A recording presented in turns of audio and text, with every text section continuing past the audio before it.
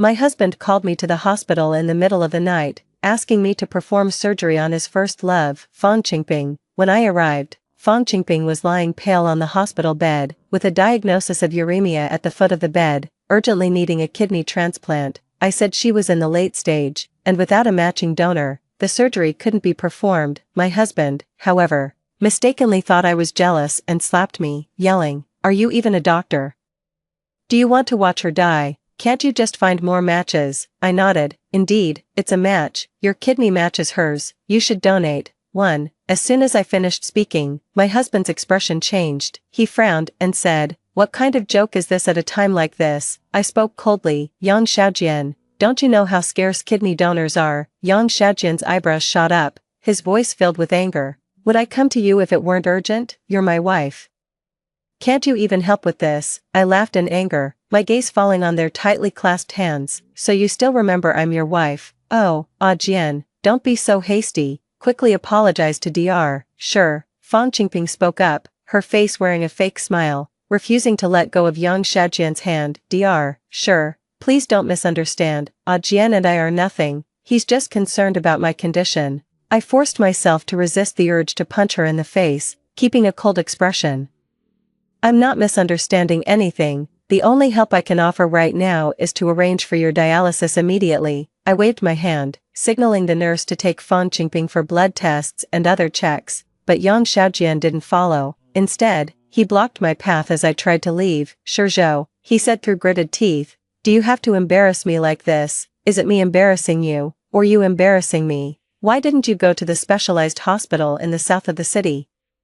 Why bring this here, so others can laugh at me? This just makes me furious." "Yes, we are a top-tier hospital, and I am indeed the attending physician in nephrology, with a bit of a reputation in the field, but just less than 20 kilometers from our hospital is the Central South Nephrology Specialist Hospital, ranked third in the country. When it comes to nephrology, the level of their specialized equipment far surpasses what our hospital can offer. Why did they have to send her here?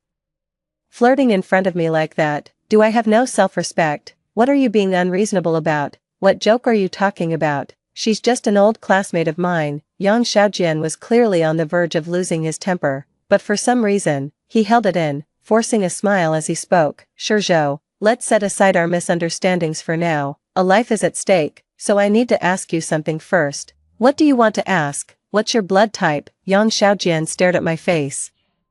Unblinking, his scrutinizing gaze sent a chill through me, enveloping my entire body in an instant. "I understand." Despite the higher priority for kidney allocation at Zhongnan Hospital, Yang Xiaojian sent Fang Qingping to my hospital because he had his eyes on my kidney. He wants me to donate my kidney to his white moonlight, too. I feel a bit breathless, as if a heavy stone is pressing on my chest. Yang Xiaojian must have already taken Fang Qingping to Zhongnan Hospital.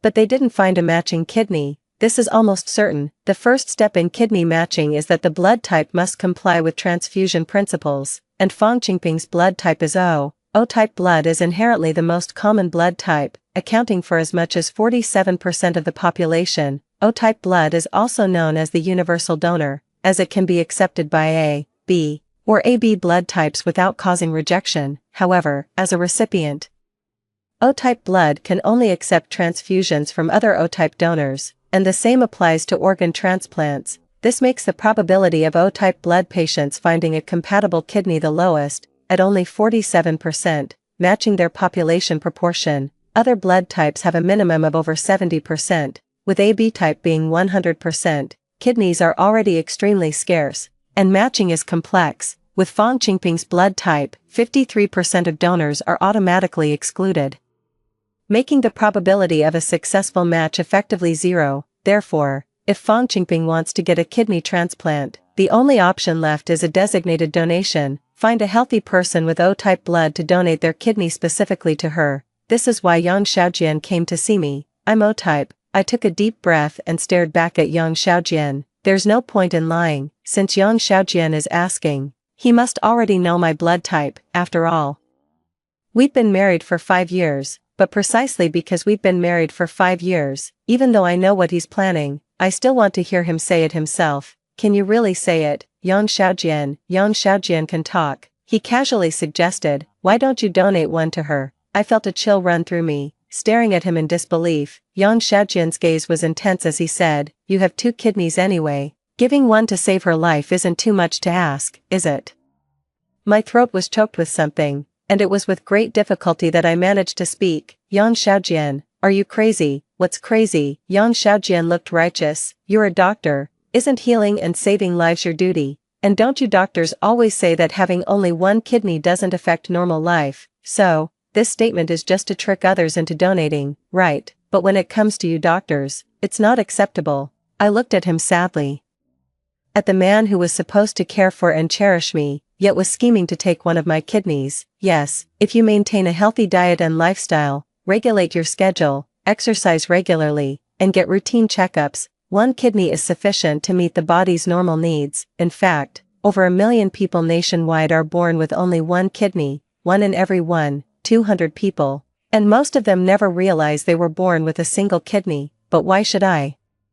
Why should I donate my kidney to a mistress? 3. My hospital colleagues started giving me strange looks. They huddled in groups in the corners, whispering among themselves, exchanging meaningful glances whenever I approached. Snippets of conversation occasionally drifted into my ears, filled with speculation. "What's going on with Dr. Sher's husband? He's got a mistress, that's all. Having a mistress is normal. But bringing her to our hospital and flaunting their relationship so openly, that's just too much. I heard it's because Dr. Sher wronged her husband. Look, they've been married for 7 years and still don't have a child. Dr. Sher is busy, and she's only 28. It's normal if she doesn't want to have kids yet. No, you can see how much Dr. Sher loves kids. I heard she wants to have a baby, but she can't." What's the reason? Well, infertility in women usually comes down to a few common reasons, either congenital developmental issues or not taking care of oneself. Amidst all the strange looks and sudden exclamations of realization, I made my way to Fan Qingping's ward. The moment I pushed the door open, I saw Fan Qingping leaning against Yang Xiaojian's chest, the 2 of them intimately close. Oblivious to everyone else, Fan Qingping now needs dialysis twice a week.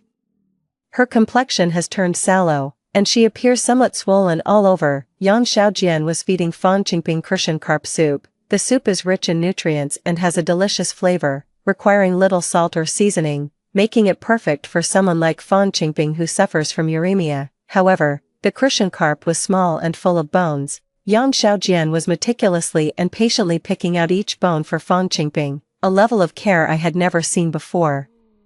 "Don't be so meticulous, she has uremia, not high spinal cord injury," I said coldly. "She's like this, and you still say such things. Do you have a conscience?" Yang Xiaojian showed no guilt for being caught, his face equally cold as he questioned me. "Where have you been these past few days? Can't I be treating other patients? There are more people in the world with kidney diseases than just her," I retorted without hesitation. Yang Xiaojian's eyebrows shot up, and he spoke angrily. "I asked the nurses, and they said you haven't been working these past few days. I can't take it anymore. Isn't it enough that I have no face to show? Can't I just not want to see you flirting with her at my workplace, picking fish bones for her?" "Dr. Sher, you're mistaken. Jian and I are classmates. He's just pitying me and came to take care of me. There's nothing between us," Fan Qingping spoke up, turning to Yang Xiaojian, looking pitiful. "Jian, forget it, I won't get treated."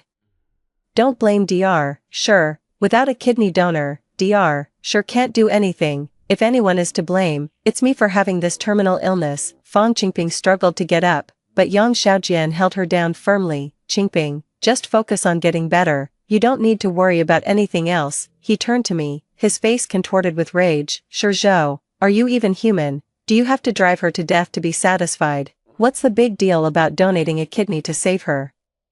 Yang Xiaojian's eyes were bloodshot, glaring at me. "After 5 years of marriage, I never knew you could be so vicious. How did you become a doctor?" Haha, I laughed bitterly out of anger. What a ridiculous thing in the world, a man who meticulously coerced his wife into donating a kidney to save his mistress, yet had the audacity to accuse his wife of being vicious. Blood rushed to my head, and I spoke decisively. "Yang Xiaojian, don't say I didn't give you and your old classmate a chance.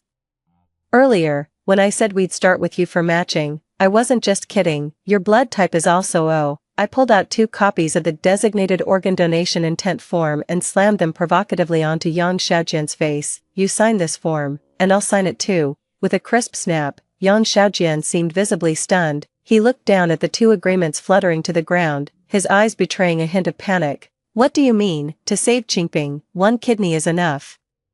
Why sign two intent forms? I spoke with a sarcastic tone. Yang Xiaojian, kidney transplantation isn't as simple as having the same blood type. To ensure survival, HLA matching must be performed. The more matching antigens, the higher the survival rate. In addition to blood type and human leukocyte antigen, there's one more critical factor, the cross-match test for lymphocytotoxicity. This is an extremely crucial step that directly determines whether a kidney transplant can be performed.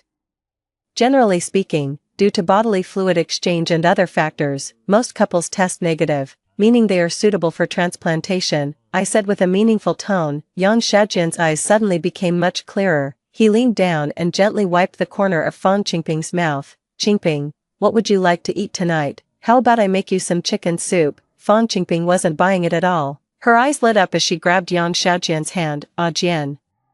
Would you donate a kidney to save me? Yang Xiaojian tried to subtly pull his hand away, his eyes avoiding hers. Of course, I'd be willing to save you, but a man's kidney is very important. I've heard it can affect male function, so I need to discuss it with my wife. Right, Shizhou. He looked at me. Nonsense, I replied without hesitation. Even if it really does have an impact, I agree. I added another jab. Yang Xiaojian was stunned. He let out a low roar. Shizhou, are you crazy? Whether I'm crazy or not doesn't matter. You wouldn't refuse to donate, would you? 4. I looked at Yang Xiaojian with satisfaction. She's your old classmate, your white moonlight. She's so young. Are you really going to just watch her die? A life is at stake. And all you're worried about is a single kidney. Are you even human? Do you have any conscience left? Yang Xiaojian's face turned a deep shade of purple. He gasped for breath, glanced at Fang Qingping, who was full of hope, and then looked at me. Fine, I'll sign. He gritted his teeth and glared at me. I'll bet with you to see whose kidney is more suitable for transplanting to Qingping. I picked up the two intent forms from the ground, signed my name on one of them, and handed it to Yang Xiaojian. Yang Xiaojian snatched the pen from me viciously, and hesitated for a moment before signing. You wouldn't cheat, would you? No, I wouldn't. If you cheat, you know the consequences, with a menacing threat. Yang Xiaojian grabbed two intent forms and strode out of the ward. A soft sigh echoed. Shizhou, how hard you've worked to protect him. Does he even know? It was Fang Qingping, and the pitiful expression on her face had completely vanished, replaced by a chilling smile. Is it really worth it to turn against your best friend of so many years just for a man like that? So you still remember that we were best friends for years? I looked at Fang Qingping, my emotions tangled. Of course I remember. How could I ever forget? Fang Qingping smiled at me. After all, it was you who stabbed me in the back at the most crucial moment. Shizhou. 5. Fang Qingping's smile was radiant, but the coldness in her eyes made my scalp tingle. I shook my head slightly and sighed. Yang Xiaojian had been lying from the start. Fang Qingping was not his old classmate at all, but it's mine, from my school days. I was very close with Fang Qingping. We became good friends in middle school. From middle school to high school, and then to college, we were inseparable, until the second semester of our senior year when we started our internships. Fang Qingping and I were both assigned to intern in nephrology, under the guidance of a nationally renowned nephrology expert. At that time, Master was already in his 70s, had long since retired, and his re-employment contract with the hospital was about to expire, meaning he was soon to completely leave the medical career he had dedicated his life to. The reason he was willing to take us two interns under his wing was to contribute his last bit of warmth.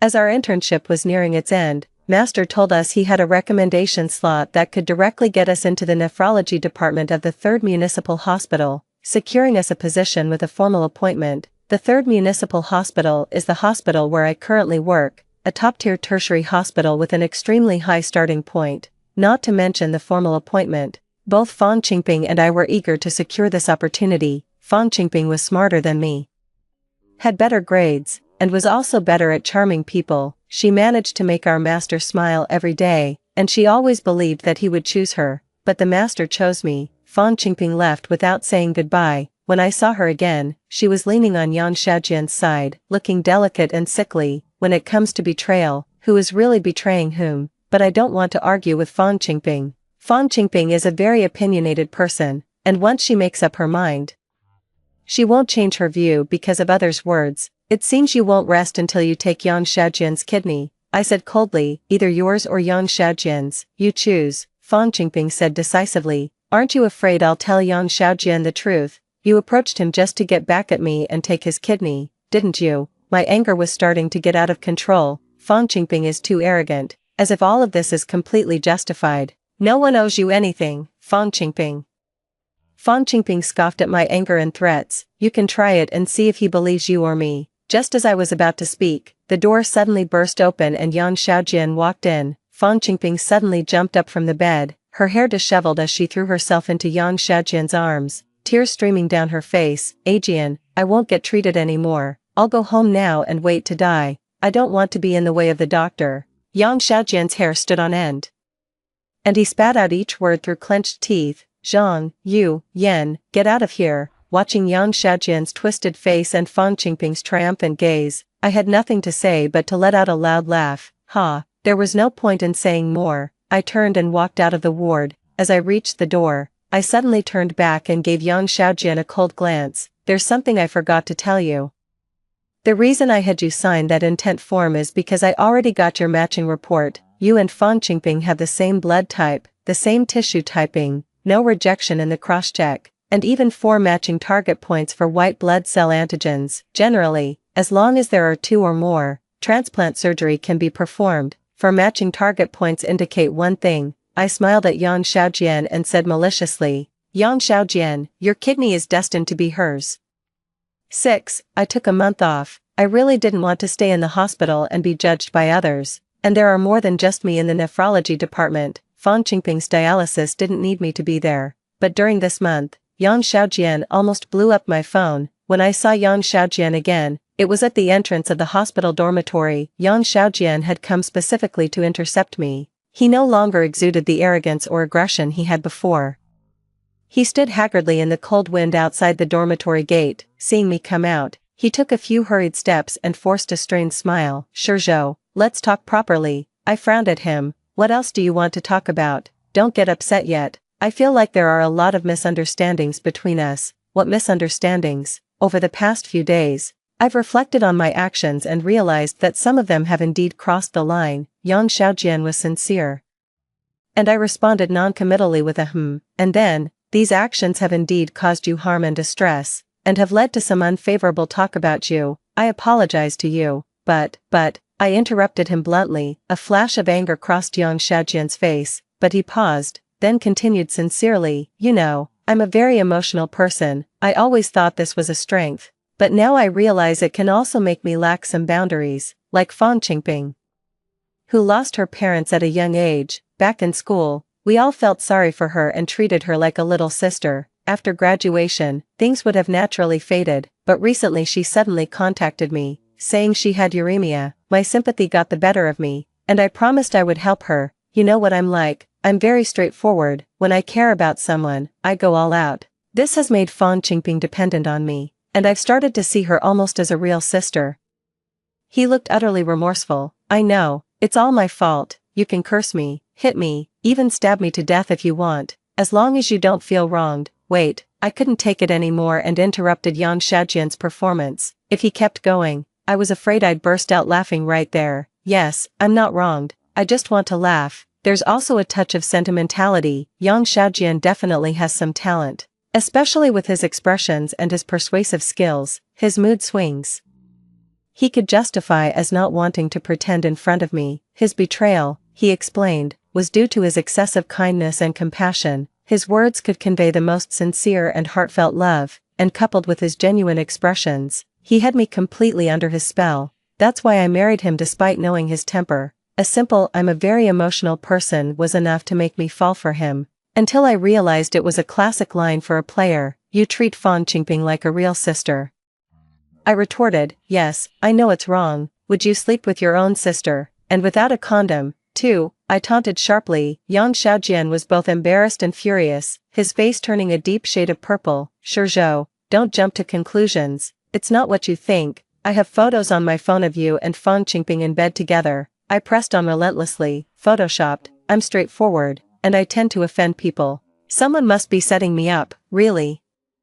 I looked at him skeptically. Really, I swear, if I cheated, I'd be lower than pigs and dogs. And my whole family would be animals. Yang Xiaojian's eyes flashed with a hint of delight, then the child in Fang Qingping's belly. I can only suggest she gets an abortion. I looked full of regret. While Yang Xiaojian stood frozen in place. 7. Yang Xiaojian's expression was quite a spectacle, a mix of shame, anger, confusion, and surprise. What did you just say? I pressed. Yang Xiaojian's oath just now was quite moving. I wanted to hear it again. Unfortunately, Yang Xiaojian didn't give me the chance to enjoy it. He stepped forward, staring straight at me. Is Qingping pregnant? A revolting stench filled my nostrils. One that reeked of degeneracy, and it came from a family of scum. Yes.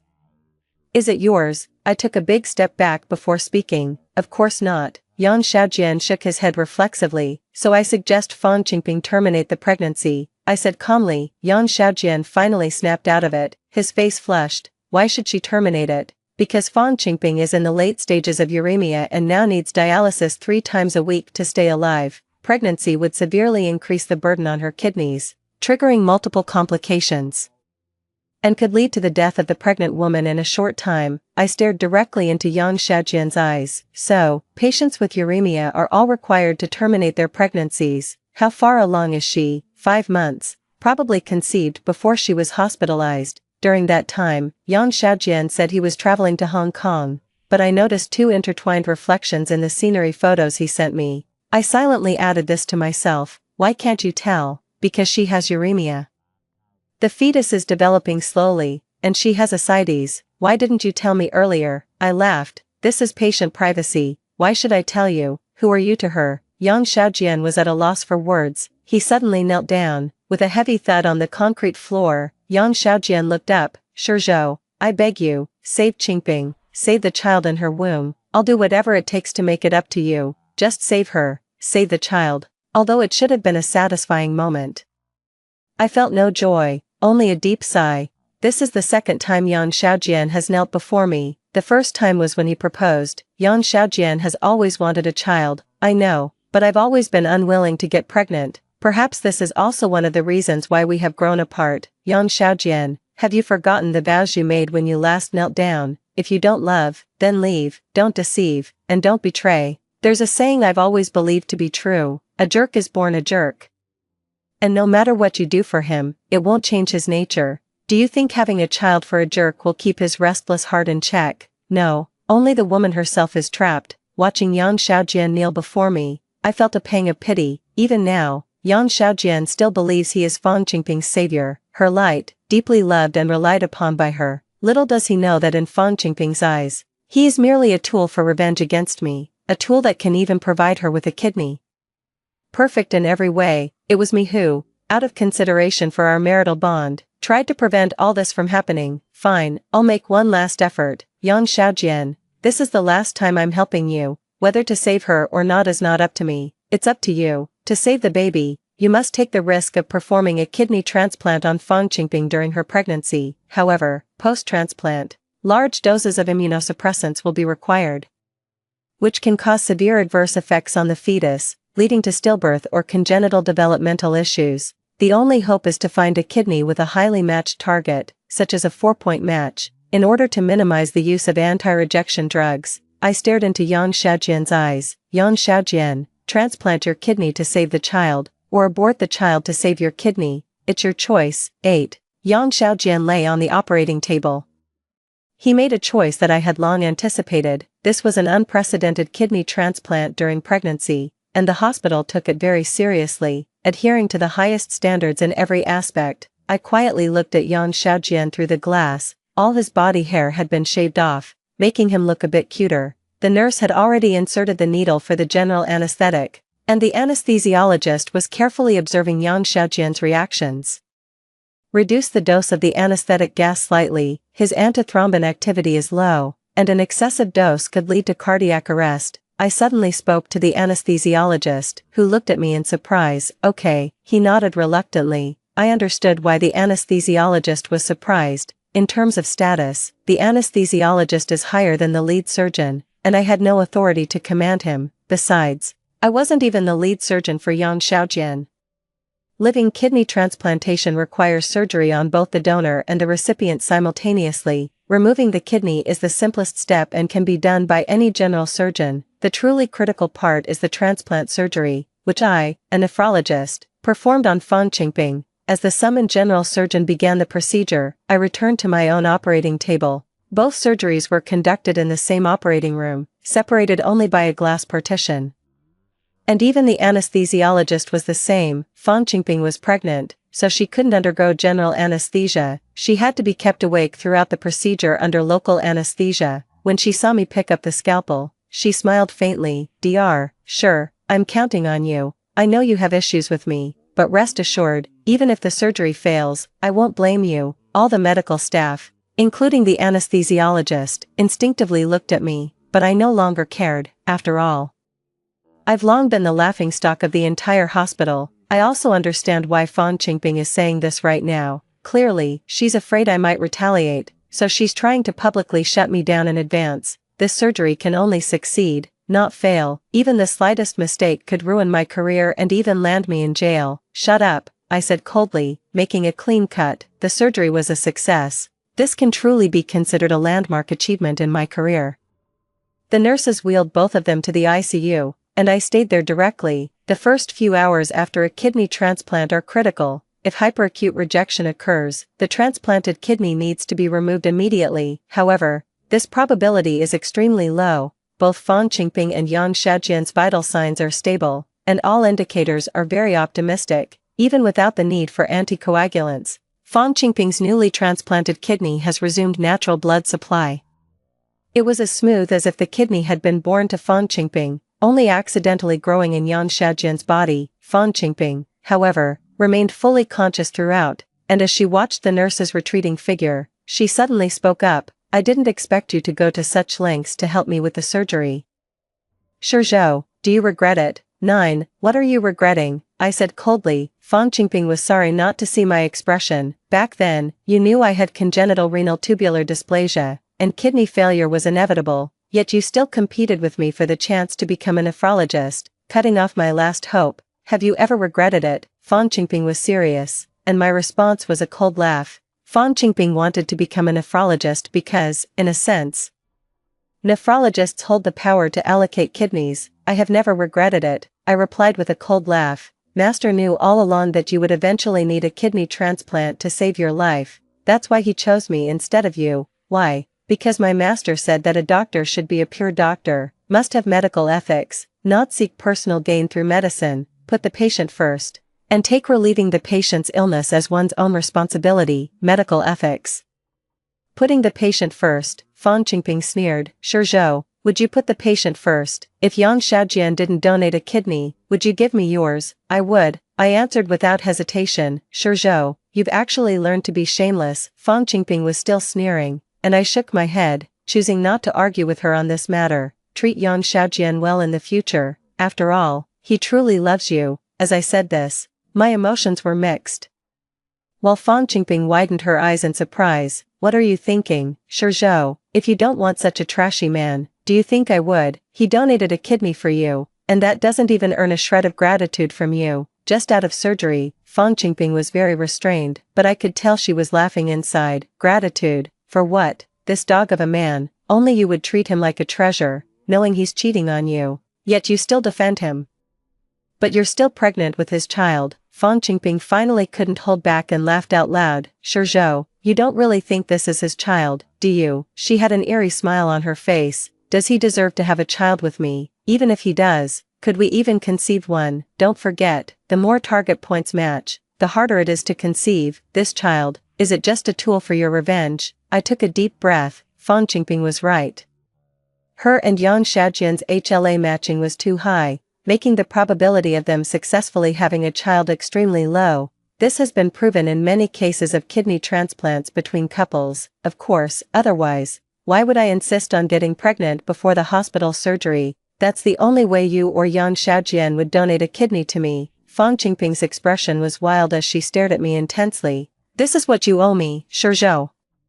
I looked at Fan Qingping with a complex expression. "So, you actually don't care about the effects of the surgery or medication on the child? It's just a tool. Why should I care?" I sighed and shook my head. Fan Qingping, you will get your comeuppance. I'm waiting. Fan Qingping replied thus. 10. Fan Qingping stayed in the ICU for 2 days before being immediately transferred to Zhongnan Hospital. She callously abandoned Yang Xiaojian, who had just donated a kidney to her. I took an extended leave and rented a place to live on my own. The kidney transplant for Fan Qingping caused quite a stir in the industry, as it was the first successful case in China of a kidney transplant on a pregnant patient. Some hospitals invited me to share my experience, and even offered me job opportunities. Yang Xiaojian is still being treated in our hospital, and I don't want to see him every day, let alone get involved in his entanglement with Fan Qingping. After all, it's over between us, we just need to sign the divorce agreement, but this matter obviously won't be easily resolved. 2 months later, one evening, I suddenly received a call from a colleague. Dr. Sure, are you in town now? I'm here. What's up? Great, there's a patient who wants to see you. Please hurry to our hospital. I rushed to the hospital, just finished putting on my sterile gown and entered the emergency room, only to see Fan Qingping lying on the emergency bed, covered in blood. What happened? I asked the emergency doctor beside me. The victim sustained 7 stab wounds to the chest and abdomen, resulting in severe damage to multiple organs and organ failure. I was stunned. What about her child? The emergency doctor, of course, knew who Fan Qingping was. He shook his head. The child is fine. To minimize the impact on the fetus and ensure Fan Qingping's recovery, she was induced at 37 weeks at Zhongnan Hospital. The baby is currently in the neonatal department at Zhongnan Hospital and is said to be healthy. I breathed a sigh of relief and pointed at Fan Qingping. What about her now? It's hopeless. Multiple organ dysfunction syndrome. The emergency doctor spread his hands, giving me a meaningful look. At her request, we administered a cardiac stimulant. You have at most 5 minutes left. The emergency doctor stepped out, and I walked over to Fan Qingping with a complex mix of emotions. You're here. Fan Qingping looked haggard and spoke in a weak voice. You're going to die, I said with a sense of resignation. I know, multiple organ dysfunction syndrome, right, I heard it. Fan Qingping fell silent, and I didn't speak either, feeling a mix of sorrow and relief. To put it simply, multiple organ dysfunction syndrome means multiple organs are failing simultaneously, and even a deity couldn't save her. Don't be fooled by the fact that she can still speak. It's entirely thanks to drugs like adrenaline. How did you convince Yang Xiaojian to come and kill me? Fan Qingping suddenly asked. I raised an eyebrow. Did Yang Xiaojian stab you? What are you still pretending for at this point? On the day of the surgery, you had the anesthesiologist reduce the dosage. Wasn't that just to make Yang Xiaojian wake up early? Fan Qingping said with a contemptuous smile. You've got it wrong. I did deliberately make Yang Xiaojian wake up early, but not to have him seek revenge on you. I wanted him to protect that child. Fan Qingping's face suddenly turned pale, and her breathing became rapid. You knew all along. Yes, I nodded. Fan Qingping's eyes began to lose focus. Sure Zhou, how ruthless you are. Are you even fit to be a doctor? Her electrocardiogram turned into a straight line. 11. I went to see Yang Xiaojian for the last time. Yang Xiaojian committed premeditated murder, resulting in death, and it happened in a highly sensitive place like a hospital, in front of countless doctors and patients, causing extremely bad influence, and was sentenced to death. He asked to see me before his execution, so I went to the detention center, where the lethal injection was carried out. It had been nearly 2 years since that surgery, and seeing him again felt like a lifetime had passed.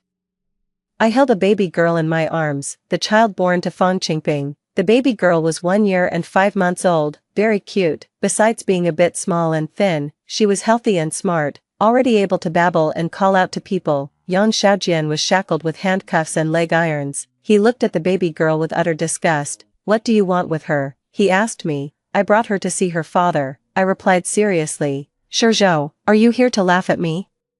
Yang Xiaojian's eyes began to redden, a sign of his rising anger. No, she's your daughter, your biological child. Yang Xiaojian was stunned. He looked at me puzzledly. What do you mean? Didn't you say I couldn't have children with Fan Qingping? You can't have children with Fan Qingping, but you can with me, I explained calmly. You? Yang Xiaojian seemed visibly confused. Yes, when you took Fan Qingping to Hong Kong for treatment, she secretly had IVF using my egg cells. But I didn't provide the sperm. She graduated from medical school. Given how many times you two were intimate, Was it really that hard to collect some? I looked at Yang Xiaojian with sarcasm, and it was clear that his brain wasn't quite keeping up. Why did she do this? Because your kidneys will only last a maximum of 10 years. She wanted to use this child as a backup kidney source. You're type O blood, and so am I. So the child will definitely be type O. You match 4 target points. I match 2, and the child will most likely match her. Yang Xiaojian's face twisted in fury. He took a sudden step forward, rattling his chains. You're not playing me, are you? No, everything I said is true. I sighed. Yang Xiaojian's sudden move caused the police to react instinctively, pinning him down forcefully, yet Yang Xiaojian seemed oblivious, straining his neck to look at the baby girl in my arms. Remember, our daughter is called Shirxin, and she takes my surname? I gave Yang Xiaojian one last glance before turning to leave. 12. Fang Qingping and I are actually kindred spirits. Fang Qingping has a hereditary condition of absent renal tubules, while I was born with pituitary dysfunction, making me infertile. It was because of our congenital illnesses that Qingping and I became so close, to the point where she agreed to carry a child for me, and I agreed to donate a kidney to her. For this, she accompanied me to Hong Kong to freeze my eggs. And I accompanied her to intern in nephrology. However, Qingping is naturally strong-willed and highly suspicious. She never believed I would really donate a kidney to her. She wanted to take her fate into her own hands. She worked hard to become a nephrologist, but her master chose me instead. A friendship of many years instantly fell apart. Years later, when she reappeared, she had forgotten our agreement and only remembered my betrayal in her previous life. She took the most vicious measures to retaliate against me, using Yang Xiaojian to force me to donate a kidney and then forcing me to transplant her daughter's kidney to her. Only when I died at the hands of the enraged Yang Xiaojian did I vaguely guess the truth. The first thing I did after being reborn was to start confirming. When Fang Qingping had her first dialysis at the hospital I was at, I had already flown to Hong Kong to retrieve my frozen eggs, which were found to be mismatched after testing. Without Fang Qingping's DNA sample, comparison was impossible, so we could only confirm that her blood type was also O. When Fang Qingping was 4 months pregnant, I took the opportunity to perform an amniocentesis while confirming her kidney compatibility, extracted fetal cells, and sent them to a professional institution for paternity testing. The results of the test confirmed that the child was indeed mine. In my previous life, I had actually removed my daughter's kidney myself. Shizhou, raise Shirxin well, and we'll call it even. Yang Xiaojian's roar suddenly echoed from behind as I was almost at the gate of the detention center. I paused slightly. Yes, Fang Qingping, Yang Xiaojian, we're even now. Mommy, don't cry. A warm sensation suddenly spread across my face as Shirxin's tender little hand touched it. Mommy's not crying. I pressed my face against Shirxin's, soft and smooth, feeling very comforting.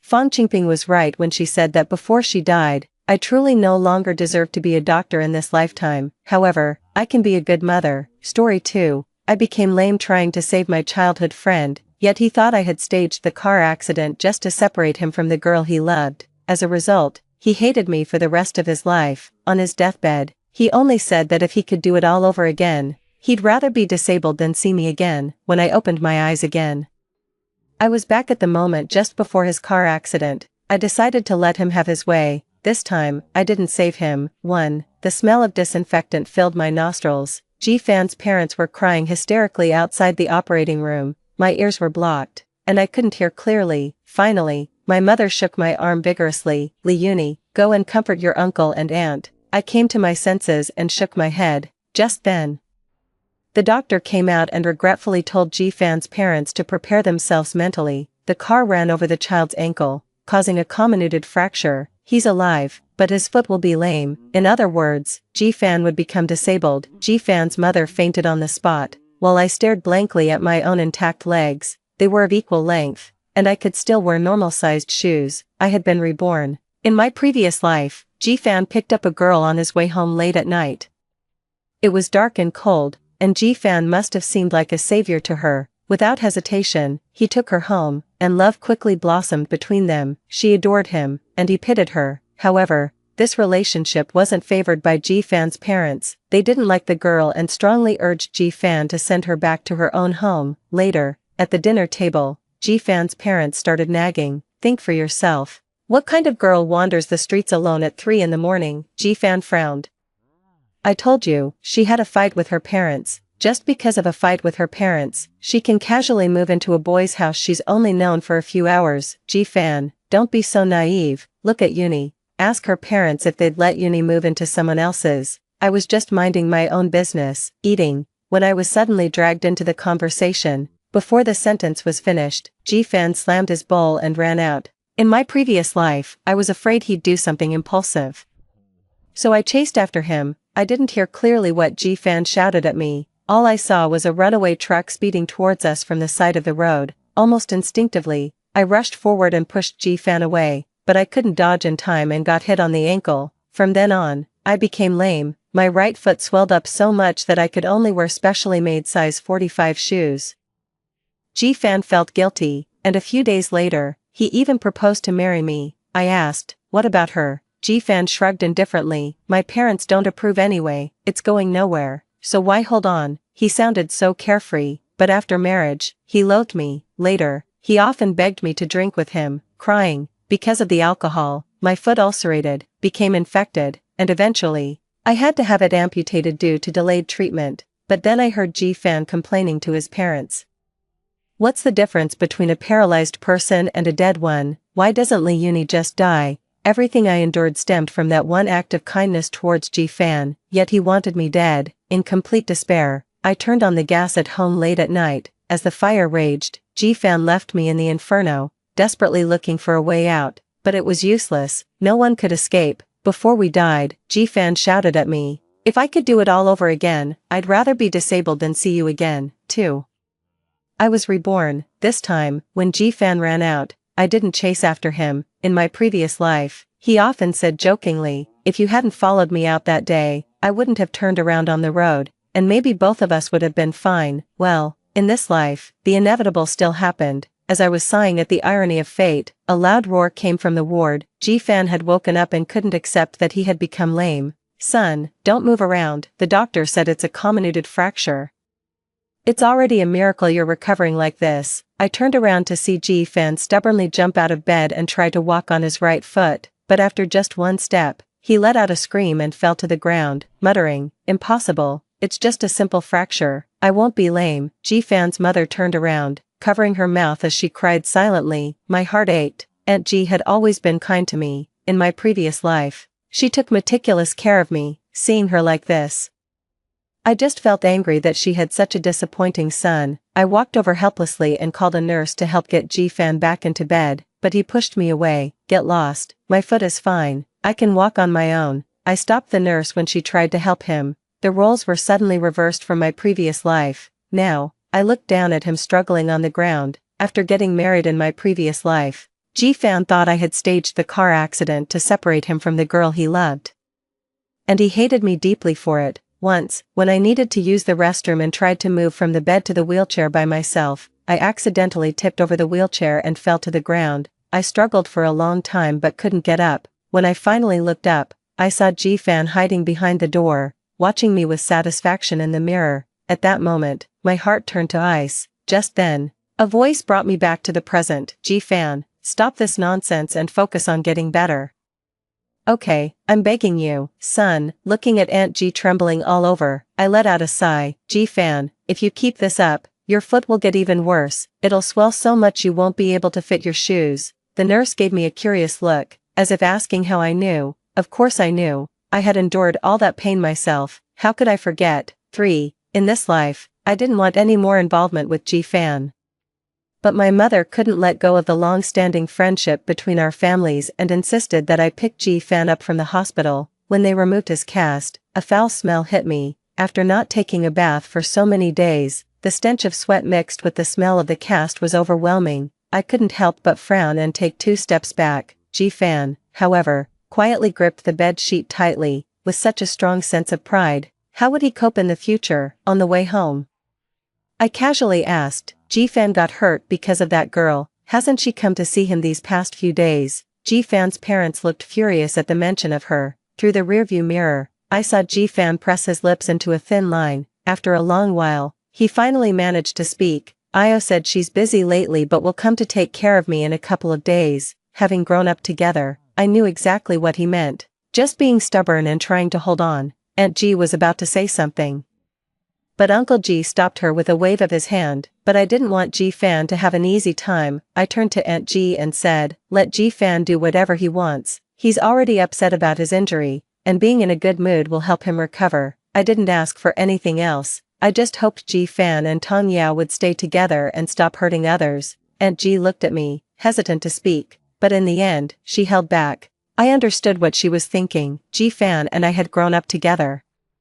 And our parents had always secretly expected us to end up together. As for my feelings for G-Fan, I tilted my head, thinking, I couldn't remember when that innocent love first started. As for when it faded away, maybe it was when G-Fan yelled at me, thinking I was trying to bully Tong Yao, or when he forgot my birthday because he was too busy sending her home. Anyway, now I regarded him as a stranger. I wouldn't seek revenge deliberately. Nor would I get involved in anything related to G-Fan ever again. I hoped he and Tong Yao would last. I just wondered if that girl named Io could endure what was to come. For both my family and G-Fans lived in detached villas, although we were neighbors. As long as I didn't go near his place on purpose, we wouldn't run into each other for days. The next time I saw G-Fan was a week later. He was being pushed around the neighborhood by the girl he loved when my mother and I, who had just come back from the supermarket, ran into them. "Auntie, let me officially introduce you. This is my fiancé, Tong Yao." In front of his beloved, all the hostility in G-Fan vanished. The dappled shadows of the leaves fell on his face, and the genuine smile in his eyes was impossible to miss. My mother and I smiled and congratulated them, but Tong Yao pulled her hand away from G-Fan's. "G-Fan, don't talk nonsense." Tong Yao twisted shyly. "My mom doesn't even know about us yet." After all these years, the old confident look finally returned to G-Fan's face. "If you're willing to marry me, I'm willing to marry you, Io. This is a done deal." I didn't have the heart to shatter the sweet fantasy G-Fan had created for himself. When we got home, my mother sighed. "Poor G-Fan, he used to be so tall." Now, I shook my head. "It's his own choice. It was the same in my previous life and this one," I said casually. But my mother just kept sighing and looking towards the neighbor's house. She said, "What a pity for Aunt G." Looking in the direction my mother was staring, I saw Aunt G sitting on the swing in the yard, lost in thought. It seemed that overnight, her hair had turned a lot grayer. In my previous life, G-Fan had always complained. He said that if it weren't for me, he and Tong Yao would have already gotten married and had children. I retorted, "I never wanted to marry you. Weren't you the one who said you had to take responsibility for me because I got hurt saving you?" That's the way it is with kindness. Too much can turn into resentment. He stared at my leg with a look in his eyes I couldn't understand. "Leonie, stop pretending. I know you like me and have always wanted to marry me. This is all just a ploy to marry me. You and my mom planned this together, trying to morally blackmail me into submission." I fell silent. Leonie, thought I was pretty decent in many ways. Why would I deliberately make myself disabled for a man who couldn't tell right from wrong? When Aunt G saw us looking at her, she hurriedly wiped away her tears. I lowered my head, saying nothing. G-Fan still seemed to think that his meeting with Tong Yao was fate.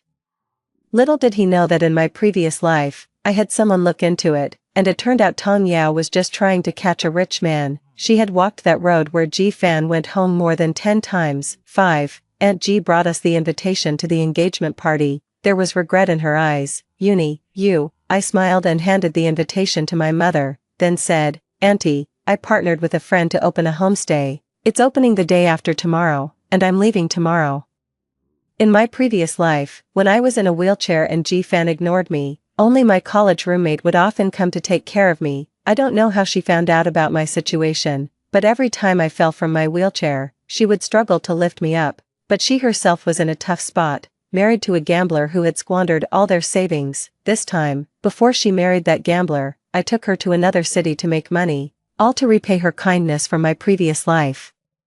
Aunt G was taken aback, saying my departure was so sudden. That night, someone knocked on the door. When I opened it, it was G-Fan. He was on crutches, and his right foot was so swollen he could only wear oversized slippers. I frowned, wanting to close the door, but G-Fan suddenly reached out to stop me. After looking at each other for a moment, he took out some wedding candies from his pocket. "I heard you're going out of town to open a homestay and can't make it to my engagement party." I nodded but didn't take the candies. After a long silence, he suddenly apologized. "I didn't mean to snap at you during dinner last time. I was just so angry at my mom. don't take it to heart. What had he said? Oh, right. Aunt G didn't approve of Tong Yao and thought Ji Fan and I should be together. Ji Fan took his anger out on me and shouted, impossible. I have no feelings for Li Yuni at all. Give up on this idea. I wasn't sure if he was saying that to me or to Aunt G. But it didn't matter now. I smiled. Okay, I need to pack my things. You should go. The next day, I met up with my friend and took a plane. Thankfully, the homestay was doing well, with many people coming to visit. There, we heard countless stories from different people. One night, when we were working the night shift and drinking and singing with the guests, Qinzi suddenly said, Li Yuni, you seem different. I blinked. How so? You're so capable now and won't let anyone help you. I remember in college, you were the complete opposite. You'd even want me to hand you a glass of water while you were in bed. I laughed at her exaggerated description. In my previous life, I needed help with everything after I became disabled. In this life, since I'm okay, I want to pay back all that kindness. 6. The next time I saw Ji Fan was a year later. When I got home, I happened to see the neighbors moving out. I ran into Uncle Ji, but as soon as he recognized me, he turned and walked away. It was completely unexpected. Mom, where are the Ji family moving to? I asked out of curiosity. This time I was home. I could tell that the atmosphere between our two families had become strange. Did something happen while I was away? But my mother just frowned, then waved her hand and refused to say anything. From my bedroom window, I could see next door clearly. Ji Fan was hobbling around on crutches, unable to put his right foot on the ground. Suddenly, Uncle Ji lost his temper. He threw a cardboard box roughly into the car and then kicked Ji Fan in the butt, just like when Ji Fan was a child and got punished. But this time, from the bits of conversation I overheard, I sensed something was wrong. And where was Tong Yao? I guess my nosy look was too obvious, because my mom slapped me irritably and said, aren't they engaged? Lao Ji sees how determined his son is, so even if he's reluctant, there's nothing he can do. Besides, look at Ji Fan.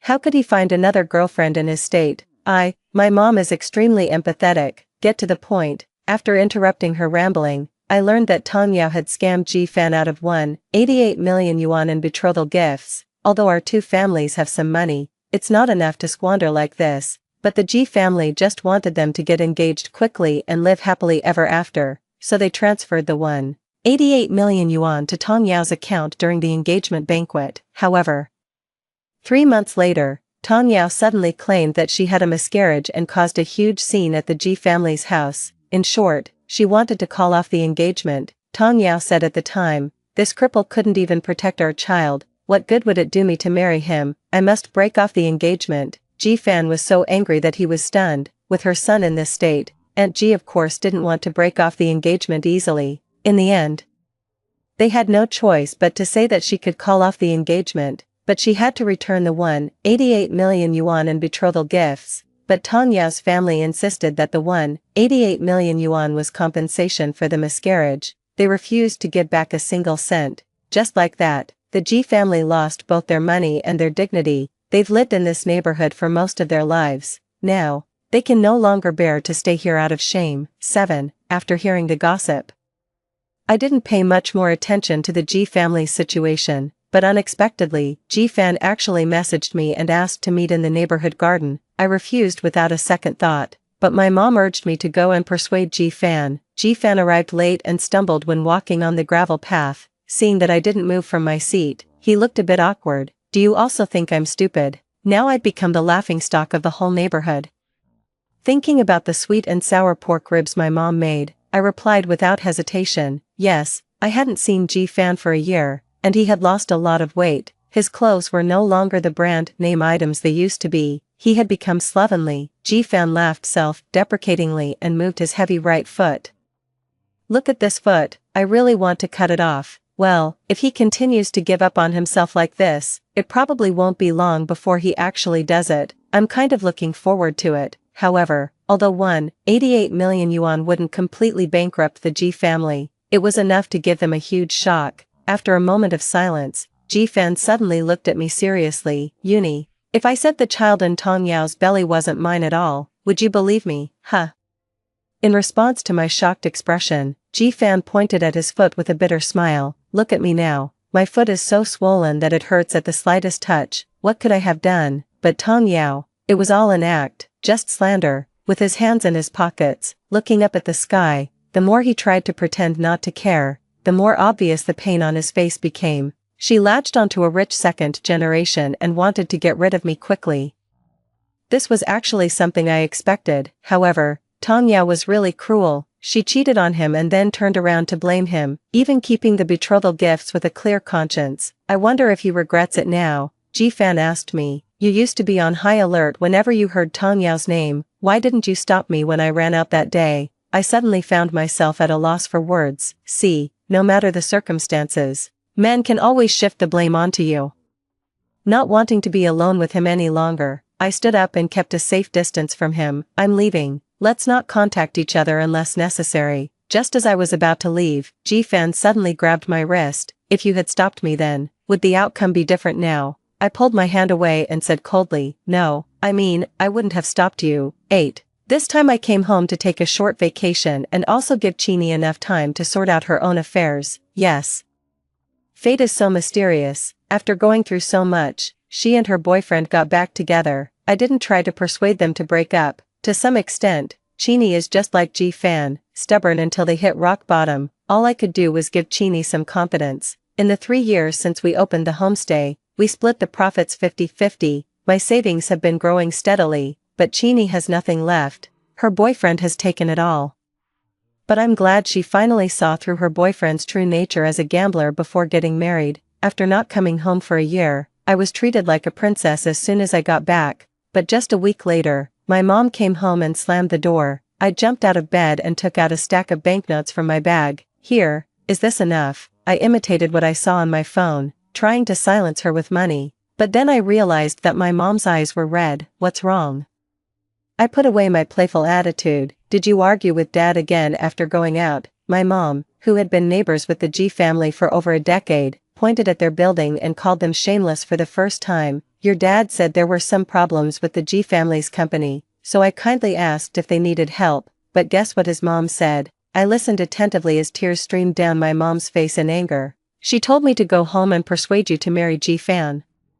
I was speechless. How brazen could they be? She kept saying that it was Ji Fan who was in the wrong, and that she could tell you had feelings for him, but when Ji Fan did those things before, why didn't they discipline their son properly? I almost laughed out of anger. I never expected the Ji family to be so blatant about finding a fallback. We raised our daughter well, why should she go and be a nanny for their son? It's not like she can't get married. As she spoke, my mom kept stealing glances at me. Seeing that I didn't say anything, her voice softened. Uni, to be fair, you two grew up right under our eyes, don't you still? I stuffed the money into my mom's hand. Absolutely not. Don't even think about it. It would be more painful than death for me to marry Ji Fan again, now that I've been given a second chance at life. As for the Ji family, it seems that without my intervention, they can ruin themselves just fine. 9. In my previous life, my relationship with Ji Fan completely broke down after a night of drinking. I thought Ji Fan had truly given up on Tong Yao.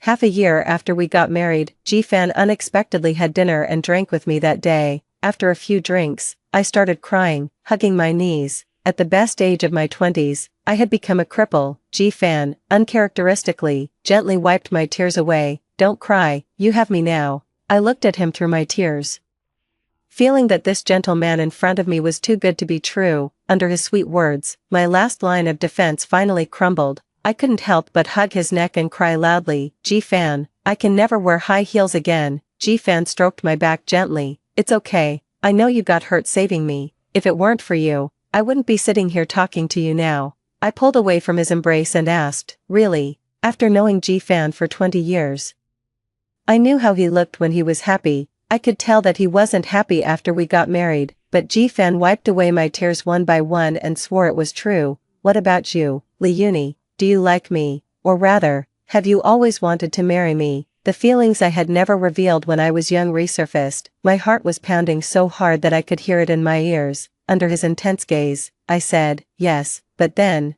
I watched as the warmth in Ji Fan's eyes faded, replaced by mockery.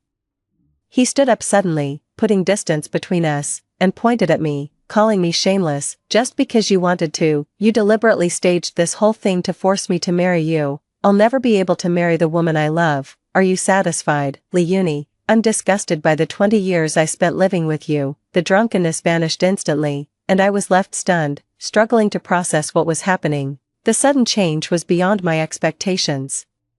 But my confusion only seemed like a joke to Ji-fan. "Stop pretending. If I hadn't done this, you'd never have told the truth. How long are you going to keep playing the victim, Leonie?" Then, with a bang, Ji-fan slammed the door and left. That night, I felt as if I had been crushed under his feet. Later, I found out that it was the day Tongyao got engaged. She married an older man in the social circle and even had a stepson 3 years younger than her. 10. After Ji-fan's mom tried to set us up, I completely gave the Ji family the cold shoulder. Ji-fan's mom tried to talk to me privately several times. Each time, I used the most impatient tone to tell her that my wonderful life wasn't meant for taking care of a cripple. Finally, she gave up. After all, in this life, I've achieved some success, and I steer clear of anything unpleasant. After Qin broke up with her boyfriend, we went back to the homestay the next day. A month passed peacefully, but then Qin's ex-boyfriend showed up. That day, he drove away 2/3 of our customers. Qin got so angry that she called the police, but the rogue said, "Officer, this is a love dispute. My ex-girlfriend owes me money and won't pay it back. I'm here to collect the debt. I'll leave as soon as I get the money." The first time, he was driven away. The second time, he was driven away again. But after several times, even the police were at a loss. This kind of law-savvy scoundrel is the hardest to deal with. Since he hasn't hurt you, we can't arrest him. Qin was so angry that she cried, "You took over 100,000 yuan from me, and now you're turning around and blaming me. I'm telling you, no way." The rogue snorted coldly, pulled up a chair, and sat at the door. He clearly wasn't going anywhere until he got his money. For 3 consecutive days, our business was extremely poor. Just when Qin was about to give in and pay the money, the security guards from my company finally arrived. They quickly dealt with the rogue, leaving him with bumps all over his head. Just as he was about to leave, Ji-fan showed up. The rogue, who was already bruised and battered, suddenly became arrogant. If it isn't young Master Ji-fan was already well known in our area, so it was normal for the rogue to recognize him. Young Master Ji, who got cuckolded by his fiancée, is here to play the hero. Maybe you could spare some change for me. 880,000 yuan would be great. Haha. Ji-fan's face turned red with anger as he told the rogue to get lost. Finally, he threatened, "If you come here to cause trouble again, I'll beat you up every time I see you." But the rogue sneered, looked Ji-fan up and down, and said mockingly, "Ji-fan, do you still think you're a rich second generation? Everyone knows what happened to your family, shameless thing." Ji-fan clenched his fists and remained silent. On the verge of outbreak, I couldn't be bothered with him and turned back into the homestay. After all, my money and my family's influence are my confidence. I don't need him to play the hero for me. 11. But I underestimated Ji-fan's audacity. He limped into the homestay, looking around with envy in his eyes. Finally, I asked coldly, "Does your parents know you're here?" Ji-fan kept his head down and didn't answer. "Ji-fan, don't tell me you just came to see my homestay." Looking at this taciturn man, my patience wore thin. He only spoke when I told him to leave. He said, "Leonie, my family has gone bankrupt." Even though I had some inkling, I was still stunned when I heard Ji-fan say it himself. How could this happen? As far as I knew, the Ji family owned several stores in prime locations with high foot traffic. Those stores alone should have been enough for him to live comfortably for the rest of his life. Under my repeated questioning, Ji-fan, a grown man, actually broke down and cried in the homestay. In that moment, I felt as if I was looking at my past self through him. But Ji-fan in my previous life wasn't as patient as I was. Every time I cried, he would just slam the door and leave. "Leonie, I regret it. I want you to come back." Hearing this, I couldn't help but laugh. In my previous life, he said he regretted being with me. In this life, he says he regrets it and wants me back. There's no such thing as having it all. I was never really by your side, so what do you mean by come back? Tell me about the bankruptcy. After a while, Ji-fan reluctantly explained the whole story. 12. Ji-fan had hoped to marry me based on our past relationship, but after spending 188 million yuan, most of his family's money was gone. Just as he was trying to make money, he heard about an investment opportunity. It was said to be a sure thing. At first, Ji-fan was very cautious. But when he only invested 200,000 yuan and the other party kept sending him all kinds of things, delicacies, jewelry. He was blinded. He invested all of his family's savings and even took out tens of millions in loans. However, a month later, Ji-fan realized something was wrong. By the time he fully understood, the scammers were long gone. The Ji family's savings were completely drained. To pay off the loans, the banks took over their stores. Now, the three of them have no source of income. Lee Uni. I know I was wrong. I shouldn't have ignored my mom's advice. If I had married you, our family wouldn't be in this mess. I frowned in disgust. This is just sheer stupidity on your part. It has nothing to do with who you marry. No. Ji-fan shook his head, and his tears landed on my arm. I wiped them off in disgust, only to hear him say, my dad asked around and found out that the scammers were related to Tong Yao's husband. They did this to get back at me. When I heard this, I almost wanted to applaud. I never expected Tong Yao to have such a scheme up her sleeve. The Ji family went bankrupt, and Aunt Ji was hospitalized. Although my mother had paid little attention to Aunt Ji in recent years, she finally went to the hospital to visit her. Not only that, but she also called me with a sigh. Your Aunt Ji took good care of you when you were a child. She had a stroke out of anger. You should go and see her too. Anyway, we won't have much interaction with them in the future. A stroke. The situation was much more serious than I had imagined. Aunt Ji was completely paralyzed in the hospital bed and couldn't move. Her mouth was pouting to the right, and saliva was dripping down. When she saw me, Aunt Ji's tears immediately welled up. I couldn't understand what Aunt Ji was saying, but I didn't want to hear her talk about making me marry Ji-fan at this moment either. I politely and distantly put down the fruit basket. Aunt, take good care of yourself, everything will be okay. My mother didn't say anything. In the end, she silently peeled an apple. Ji-fan's wrong choice had caused his whole family and himself to suffer. In my previous life, after I married Ji-fan, Uncle Ji and Aunt Ji were nice to me at first, but later, because I hadn't gotten pregnant, their attitude gradually turned cold. Plus, in this life, Ji-fan was lame. And they still wanted to tie me to him. I really couldn't bring myself to be nice to them, but my mother softened her heart. She paid some of Aunt Ji's hospitalization fees and hired a nurse to take care of her. When we got home, she was still in tears. Tell me, what on earth happened to your Aunt Ji in this life? She used to feed the stray cats in the community. How could she end up like this in her old age? It's all that brat Ji-fan's fault. Uni. Can the money that was scammed be recovered? It was possible, but it was very difficult. This matter was deliberately targeted at Ji-fan by Tong Yao. The scammed money might be in her hands. Uni. We can ignore that scoundrel Ji-fan, but your Aunt Ji's nursing fees in the future will be a huge amount. I lowered my eyes. I didn't care about Aunt Ji's nursing fees. But I suddenly wanted to meet that Tong Yao. 14. The husband that Tong Yao had latched onto was a big shot in our local area. I naturally wouldn't act recklessly, but hard work pays off. I discovered the secret between Tong Yao and her stepson. When we met in the coffee shop, Tong Yao sneered when she saw me. I wondered who it was. You were my defeated opponent a few years ago. How dare you come and show off in front of me now? I smiled but said nothing. I just raised my chin to signal her to sit down and talk. Tong Yao probably just wanted to see what tricks I, her defeated opponent, could come up with.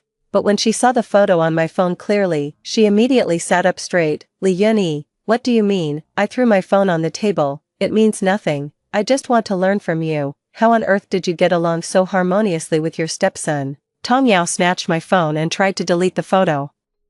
But the photo I showed her was the wallpaper of my phone, and she didn't even know the password. Li Yunyi, aren't you being shameless? It's been so long since our business. Why are you here trying to show off? You just can't stand seeing me do well, right? I raised my eyebrows. I really didn't want to see her do well, because my miserable experience in my previous life was somewhat related to her. In my previous life, I found out more than once that the two of them were flirting privately after our marriage, but the life Tong Yao was living now really wasn't considered good in my eyes. Her husband had yellow teeth and was a lecher. People in the circle knew that he had some special perverted preferences and liked to torture people the most. Her stepson was also not normal. The photo made me feel disgusted, so I got straight to the point. The money of the Ji family was scammed by your people.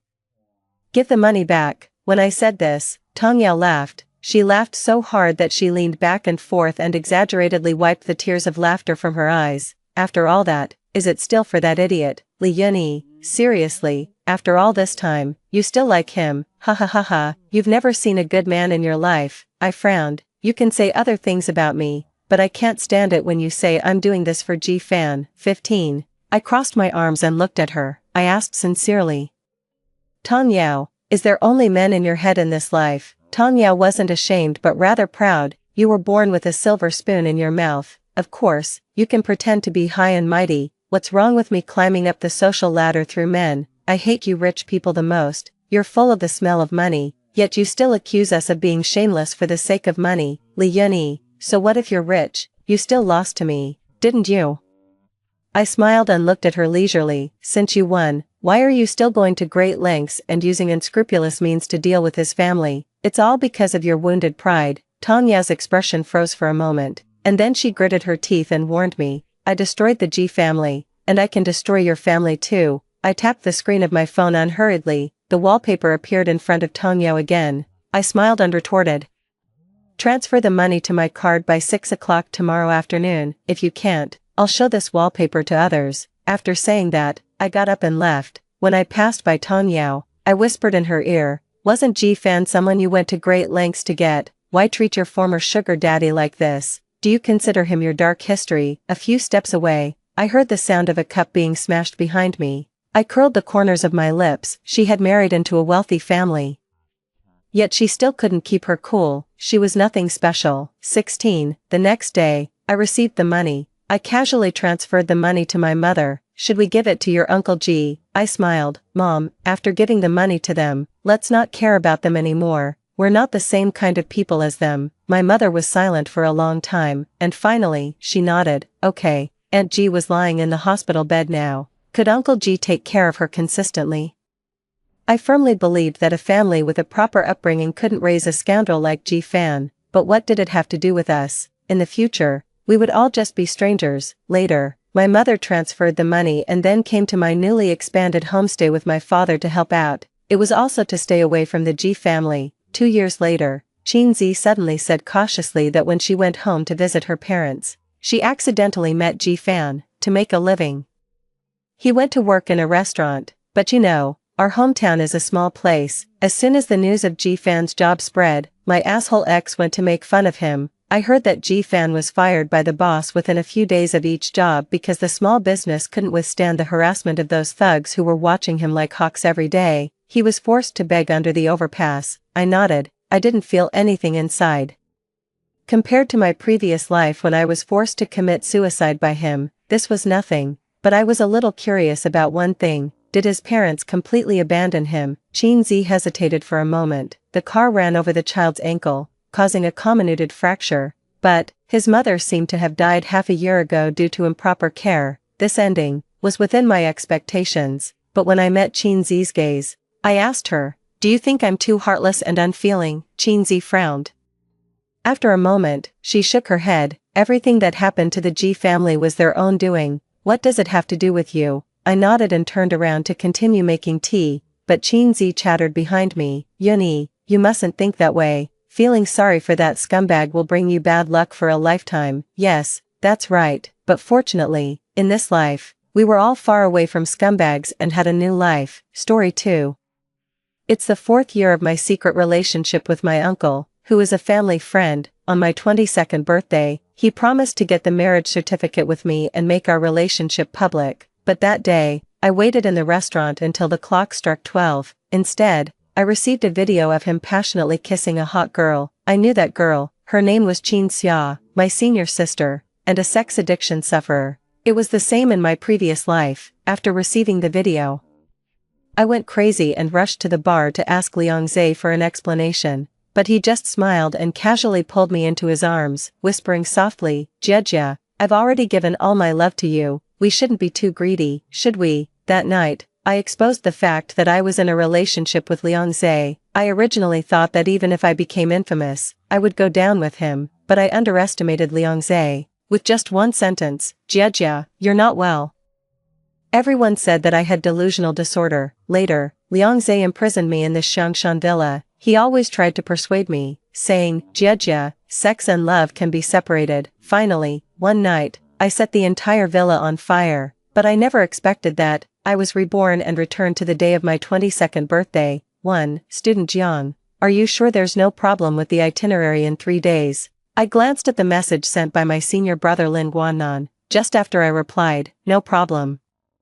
There came the sound of the door opening downstairs. It was Liang Zhe who had come back. He was also accompanied by Qin Xia, my senior sister. She was still wearing the bright and enchanting red short skirt from the video she sent me last night. Her long wavy hair was draped over her shoulders. The two of them sat down on the sofa. Qin Xia's fair and beautiful left foot was placed on Liang Zhe's legs. She was seducing him intentionally or unintentionally. Liang Zhe slightly frowned. But he just said softly, "Don't act like a slut here." Qin Xia wasn't annoyed. She smiled and hooked her hands around Liang Zhe's neck. "Mr. Liang, I've sprained my foot. Can't you be a bit gentler?" Liang Zhe sneered, raised his right hand, and forcefully pinched Qin Xia's chin. "Do you think you're Rugia, Qin Xia? You'd better recognize your own status." As the last syllable fell, Qin Xia straightened her body. Liang Zhe's fingertips slid across her chin and neck. Finally, he grabbed her neck with one hand, leaned close to her ear, and said, "Ask the family doctor to take a look at your sprained ankle. If there's nothing wrong, leave here. If Rugia sees you, you'll bear the consequences." After saying the warning and threatening words, Liang Zhe pushed Qin Xia away, slowly unbuttoned the cuffs of his shirt, rolled up his sleeves to his arms, and then entered the kitchen, leaving Qin Xia where she was. Qin Xia stared at Liang Zhe's back and clenched her fists unwillingly. When she raised her eyes, she saw me standing at the corner of the second floor. There was jealousy and resentment in her eyes. If I hadn't been reborn, I think at this moment, I would have already had a fierce argument with Liang Zhe and Qin Xia. Instead of just watching it as a play, the moment I was reborn yesterday, the video in my hand happened to freeze on the picture of them passionately kissing. At that time, I still had lingering hatred and thought about strangling Liang Zhe to death, but reason prevailed. In my previous life, with just one sentence from him, "Rugia's mental state is a bit abnormal. The doctor said she has delusional disorder." Everything collapsed overnight. I became the pervert in everyone's mouth who was shameless and delusional about her own uncle. Everyone spurned me, and I was removed from the family register. Finally, I was secretly imprisoned in the Xiangshan villa by Liang Zhe. The Liang family has deep-rooted influence in Beijing. I couldn't fight against Liang Zhe, so, in this life, I just want to leave Liang Zhe, and live a stable life. 2. Qin Xia still didn't dare to provoke Liang Zhe directly. After the family doctor sprayed medicine for her, she left, but the strange number on my phone sent me 2 more text messages. This time, Qin Xia didn't hide her identity anymore. She said frankly, "Jiang Rugia, do you really think Liang Zhe loves you? A prodigal son is a prodigal son.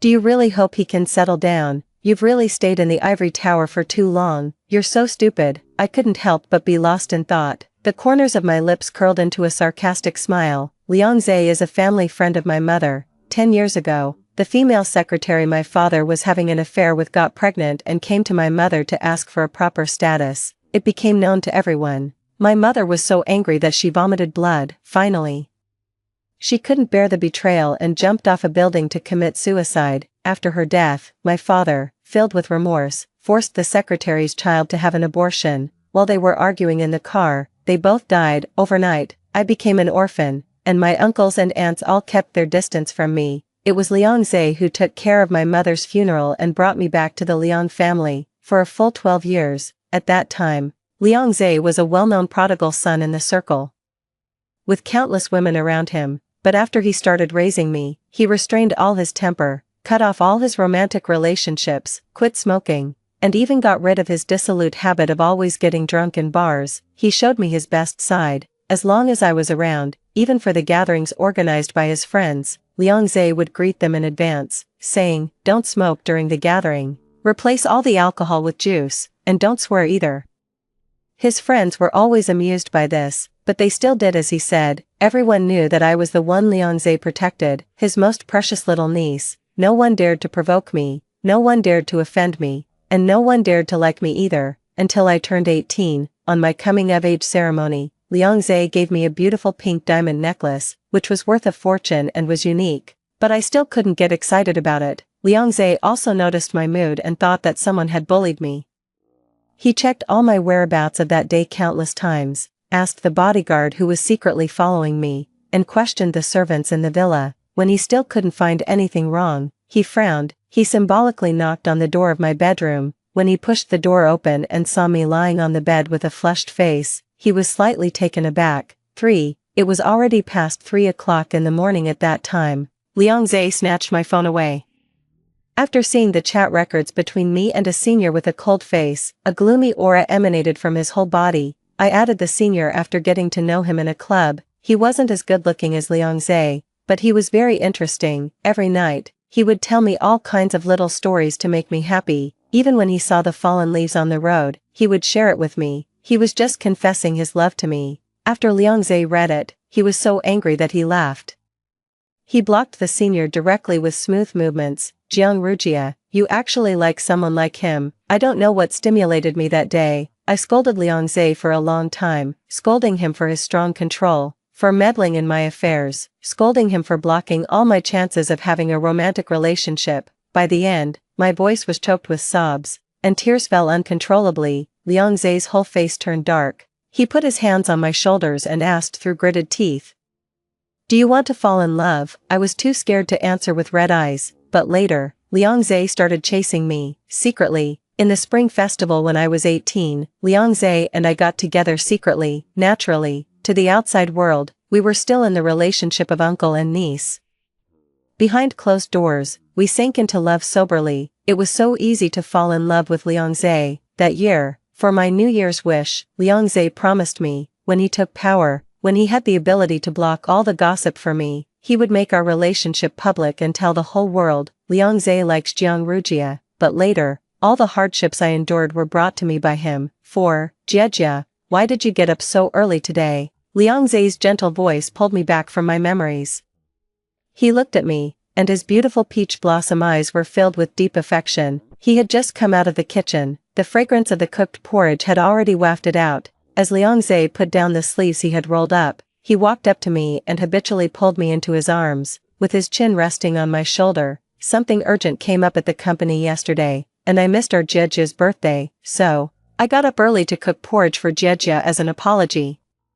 I'll rearrange the best restaurant and celebrate with Jiejia again in a few days. Is that okay? He whispered in my ear. His voice was so beautiful. In bed, he was also so gentle and tender, worrying that I would be in pain and afraid that I would cry. He treated me like a delicate doll, afraid that if he used too much force, I would break. So, in the past 4 years, he had never truly been satisfied. So, in the corners I didn't know about, he vented his sexual desires on another person.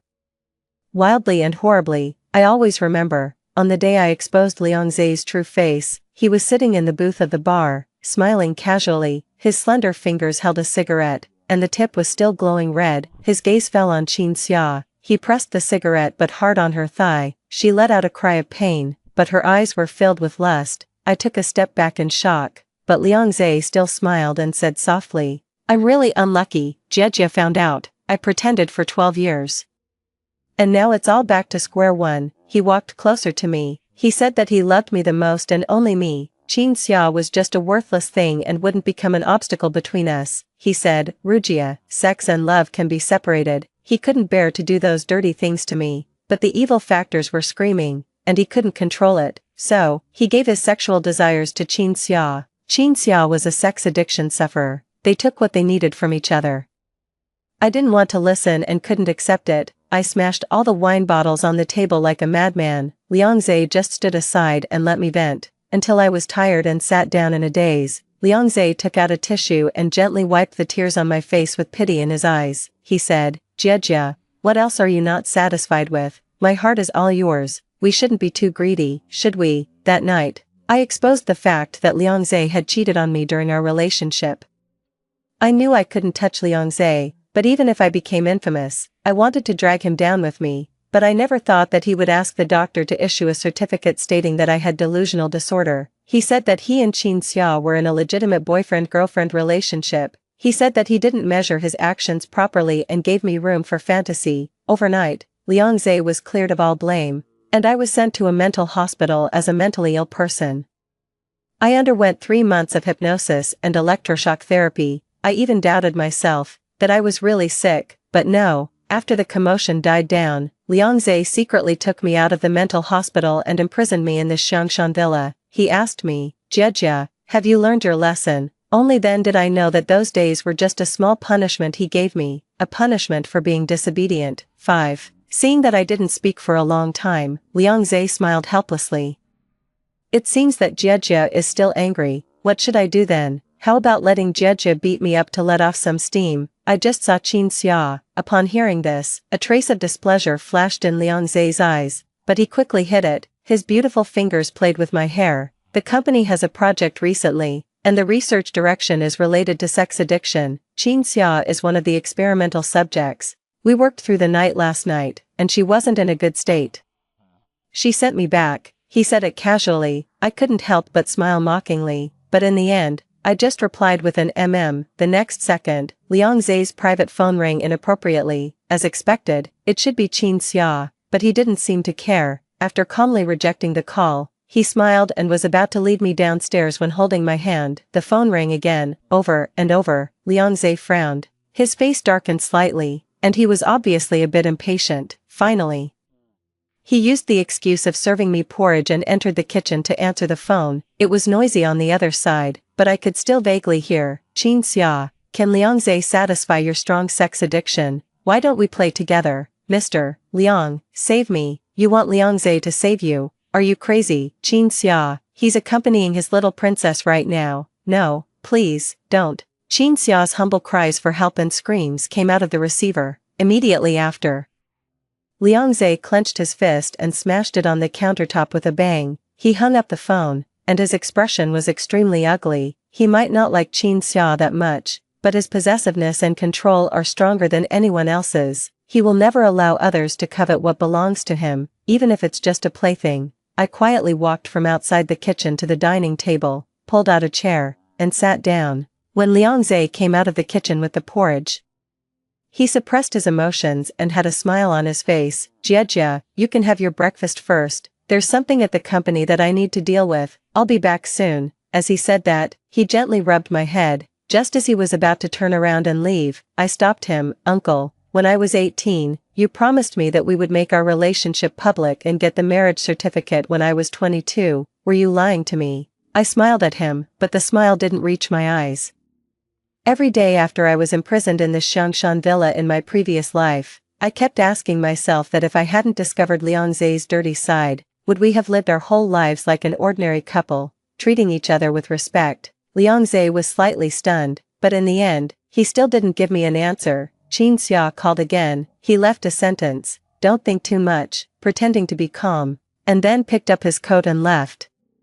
I lowered my eyes and stared at the bowl of porridge in front of me, which was still steaming. I couldn't help but smile mockingly. How could there be someone who could separate sex and love so clearly? Not long after, Qin Xia sent me another message. Jiang Rujia, you see, Liang Zhe still chose me.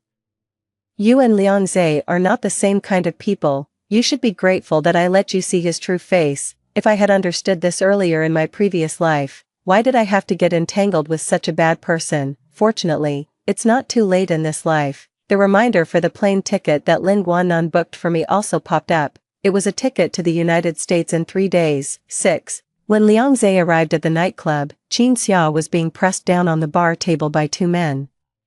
Her skirt was torn open with a large hole, and she would expose herself if she wasn't careful. When she looked at Liang Zhe with tears in her eyes, he just sneered. Her clumsy trick was seen through by him at a glance. Liang Zhe hooked his finger. Immediately, a row of bodyguards appeared behind him. The 2 men quickly let go of the hands that were holding Qin Xia down and swallowed nervously. Everyone in Beijing knew the reputation of Liang Zhe. He was ruthless and cruel in his methods. Mr. Liang. We were just joking with Miss Qin. The man's legs were shaking with fear. Liang Zhe gave a low laugh. Just a joke. The 2 men nodded repeatedly, afraid that if they were a second slower, they would die a horrible death. Qin Xia's eyes were red at the corners, and she looked at Liang Zhe helplessly. Mr. Liang, save me. Liang Zhe put his index finger to his lips. The bodyguards behind him immediately understood and pulled the 2 men into the next room, ignoring their pleas for mercy, until the heart-rending voices came from the next room. It was Miss Qin who told us to do this. She paid us. Mr. Liang, we were wrong and we won't dare to do it again. Mr. Liang. Liang Zhe still stood there towering over them. When he looked down at Qin Xia with a disdainful gaze, her face was already deathly pale, and her thin body was shaking uncontrollably. "Mr. Liang, I didn't," she said in a trembling voice. "Qin Xia, I warned you. Don't play such useless tricks on me." He sneered and curled his lips. His well-defined fingers took out the phone from Qin Xia's bag, after opening it with ease. When he saw the messages Qin Xia sent to Jiang Rujia, his expression turned gloomy, and an extremely dangerous storm brewed in his deep black eyes like ink. No wonder he always felt that Jiang Rujia's mood was a bit abnormal today. No wonder Jiang Rujia suddenly asked him that question when he was leaving home. He loved Jiang Rujia, so he gave her his heart and his best side. He was afraid that Jiang Rujia would know about his disgusting sexual perversions and his promiscuous past, so he was extremely cautious and walked on thin ice, pretending for 12 years. He was already preparing to propose to Jiang Rujia. He had already paved all the roads for their future, and even the ring and wedding dress he designed with his own hands were almost finished. Now, Qin Xia had ruined all of this. The atmosphere in the private room was oppressive. When Qin Xia tried to get closer to Liang Zhe, he grabbed her neck tightly with one hand, his eyes bloodshot. "Qin Xia, you really deserve to die." Liang Zhe's strength was great. Qin Xia's face turned red from being choked, and she mumbled words of mercy. She begged Liang Zhe to spare her, with tears in her eyes and a sobbing voice. "Mr. Liang, I was too greedy. I wanted more. I was wrong. I will explain it to Miss Fong. I will tell her that I hired people to stage all of this on my own. Mr. Liang, please, spare me." After a long time, when Qin Xia was almost out of breath and on the verge of suffocation, Liang Zhe slowly released his hand in satisfaction, threw her onto the sofa beside him, and then loosened his tie. "This is your last chance. Don't let me find out that you provoke Rujia again." After saying that, he pinched Qin Xia's face with one hand and tore open her top with the other. Like a wild beast releasing its nature, he took what he wanted without caring about the life or death of the person beneath him. 7. As soon as I arrived at the laboratory, I saw Lin Guannan. He was wearing a white work uniform and standing in front of the experimental equipment, recording the data. He was my senior brother, 2 years older than me. He was a well-known cold and aloof campus heartthrob in the school. He came from a scholarly family, and he received a full scholarship every year. During his 2 years of postgraduate study, 3 of his papers were published in top SCI journals, and he was considered an outstanding figure in the field of biology. After Lin Guannan finished recording the data and looked up to see me, he was slightly taken aback. After pushing his gold-rimmed glasses, he finished dealing with the final work before walking up to me. "You're early." "It's not early, the time is just right. At 8 o'clock in the evening." The tutor booked a place in a restaurant in Beijing and organized a gathering specifically to see me and Lin Guannan off. A month ago, a biological research project was launched in the United States, with a total of 2 places available. It was certain that Lin Guannan would participate, but the remaining place hadn't been decided for a long time, and the application I submitted hadn't been approved either, until yesterday. Lin Guannan waited for me outside the restaurant all night. Then I knew that the place was for me. However, it was rejected by Liang Zhe. He intercepted my application, and the tutor didn't receive it, and for the email messages that the tutor originally sent to me, Liang Zhe replied on my behalf. When Lin Guannan showed me the screenshots, I was almost stunned in place in shock. "Teacher, I'm sorry. I'm very happy to have your support, but I'm sorry that I can't go to the United States. I'm going to get married to my boyfriend after graduation, so I may not be able to spend time in the laboratory." The tutor sent a long message to persuade me. He hoped that I could think clearly and that there was no need to give up my ideals for marriage. Liang Zhe still replied, "Teacher, thank you for the opportunity, but I love my boyfriend very much." After reading it, I was filled with anger and wished I could strangle Liang Zhe. What right did he have to decide my future for me? If it wasn't for Lin Guannan's appreciation of my talent, who was half a teacher to me, he wouldn't have gone to great lengths to find me. Lin Guannan also wanted to know an answer. He knew that I could stay up all night for accurate experimental data, and that I could search through all the data in the library day and night to publish a paper in a top journal, and even got locked in the library by mistake for a whole night, so he didn't believe it. That I would reject participating in this project that could enhance my self-worth for the so-called marriage. What's more, the project wasn't indefinite. In my previous life, Lin Guannan had also looked for me, but at that time, I was immersed in the pain of being betrayed by Liang Zhe and turned a blind eye. Fortunately, I didn't miss it this time. 8. What I didn't expect was that I would meet Liang Zhe and Qin Xia in the restaurant. When she was arm in arm with Liang Zhe and walking towards us, I was still walking and discussing the experiment he did just now with Lin Guannan, with a smile on my face. When we mentioned the complex data, Lin Guannan frowned. When I couldn't help but raise my hand to tease him a bit, Liang Zhe's gentle voice came, "Jie." Suddenly, I stopped in my tracks and looked up to meet Liang Zhe's eyes, which were filled with complex emotions. There was a momentary silence. Qin Xia quietly withdrew her hand and took a step back silently, maintaining a safe distance from Liang Zhe. However, the strangulation mark on her neck was particularly obvious, as if someone had strangled her neck with something. After a long confrontation, Liang Zhe was the first to break the silence. He took a few steps and walked up to me. When he was about to gently tuck the hair scattered in front of my ear behind my ear in an affectionate gesture, I couldn't help but take a small step back. His hand stopped in midair, and a moment of surprise flashed in his eyes, but soon he put on a casual smile again. "You're having a meal with your classmates, why didn't you tell your uncle?" I replied calmly. "I was afraid of affecting uncle's work." Liang Zhe smiled softly, and his inquiring gaze fell on Lin Guannan beside me. "Jie. There are a lot of people with ill intentions outside, you have to keep your eyes open, don't be so naive as to be deceived." Lin Guannan curled his lips and sneered. Both the Liang family and the Lin family used to live in the same compound, they often saw each other. According to seniority, Lin Guannan should call Liang Zhe uncle, but he was never afraid of Liang Zhe. The backgrounds of the two were evenly matched. "Rujia, I'll give you the same advice. There are always some crazy people in this world who like to try to control you and possess you in the name of doing what's good for you. So, don't trust anyone easily, don't trust anyone, no matter how close the relationship is. What do you think, Mr. Liang?" As Lin Guannan spoke, he looked directly into Liang Zhe's eyes without hesitation. The smile on Liang Zhe's lips disappeared instantly, and his expression turned gloomy. In the past, because I loved Liang Zhe, I regarded all this control and possessiveness as the affection between lovers, and I even enjoyed it. Because of this, I could be very sure that Liang Zhe loved me too. In this way, he wouldn't cheat and wouldn't become another version of my father. But I never expected that, in Liang Zhe's eyes, extreme love and crazy lust could be completely separated. Finally, the tutor arrived. The two people who were at loggerheads finally suppressed their emotions. Liang Zhe insisted on having the meal with us.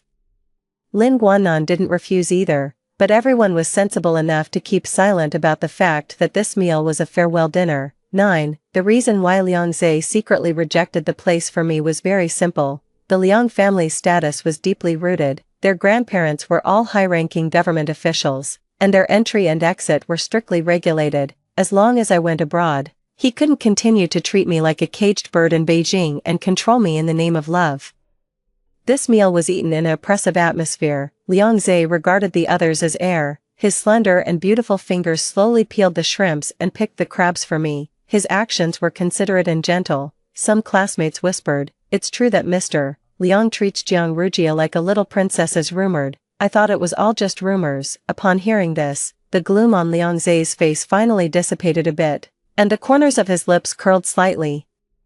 He put the peeled shrimp into my bowl again. Lin Guannan raised his eyes and glanced at me with a calm expression. I felt an inexplicable sense of pressure. Finally, I made an excuse to go to the bathroom. I just wanted to get some fresh air. But as soon as I went in, Qin Xia followed. She quietly locked the door of the bathroom. When I heard the sound and turned my head, before I could react, Qin Xia slapped me hard, and then pulled my hair back. I was forced to tilt my head back in pain, and tears welled up in my eyes instantly. "Qin Xia, are you crazy?" Qin Xia's emotions were obviously agitated. She roared at me with her eyes wide open. "I am crazy, Jiang Rujia. I don't understand. Even though Liang Zhe is like this, why don't you leave him? Why are you still lingering around? Why? Do you know that he had sex with me again today? He said he likes having sex with me. Do you know that only I can satisfy him? And you, what can you bring to him?" Her voice suddenly rose sharply, and her eyes were filled with unwillingness and resentment. When I first met Qin Xia, she wasn't like this. She was a child from the mountains and a student my mother sponsored before her death. After my mother passed away, I never let the sponsorship for her stop. At the freshman orientation of the university, she recognized me. At that time, she was sunny and bright.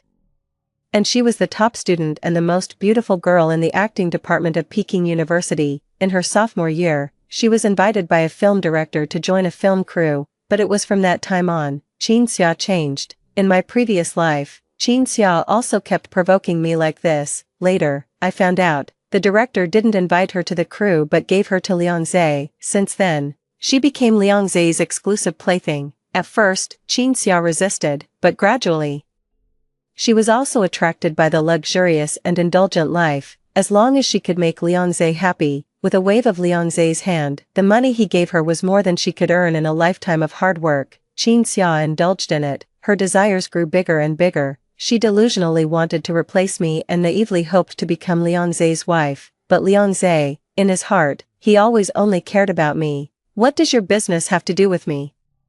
Can you not drag me into your disgusting affairs? I frowned and tried to break free from Qin Xia's hand. She suddenly gave a hard shake and pushed me again. Has nothing to do with you, Jiang Rujia. Liang Zhe likes you. He's going to marry you. Do you know that? I'm about to lose Liang Zhe. My lower back directly hit the sink, and I couldn't help but groan in pain. Qin Xia, do you like being someone's dog so much? Qin Xia was stunned for a moment, and then she curled her lips mockingly.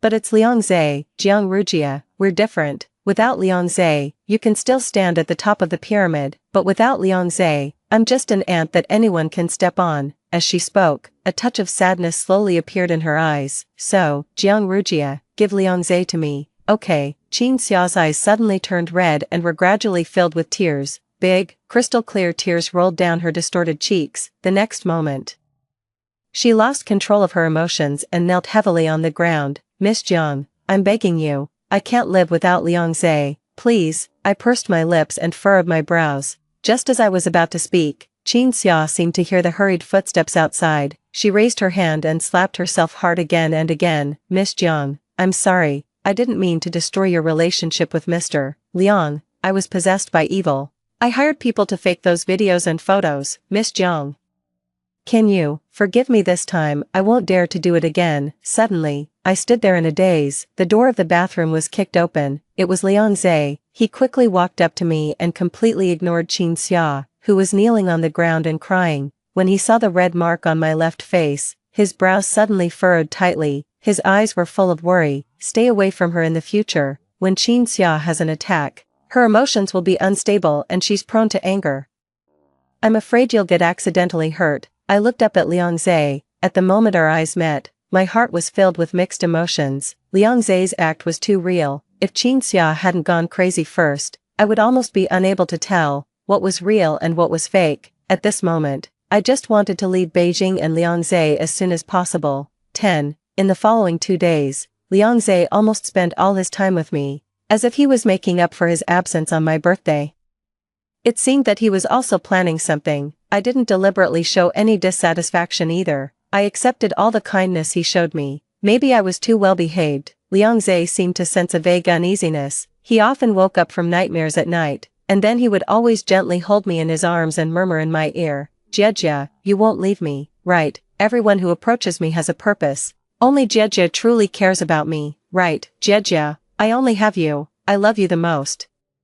Let's be together forever, okay? I pretended to be still asleep and didn't respond. Liang Zhe held me even tighter. With a sick and paranoid voice, he said, Jiejia, I love you. I would even die as long as you're happy, but you can't stop loving me. I can't understand Liang Zhe. If he really loved me, how could he have allowed me to bear the infamous reputation of falling in love with my uncle and being shameless in my previous life?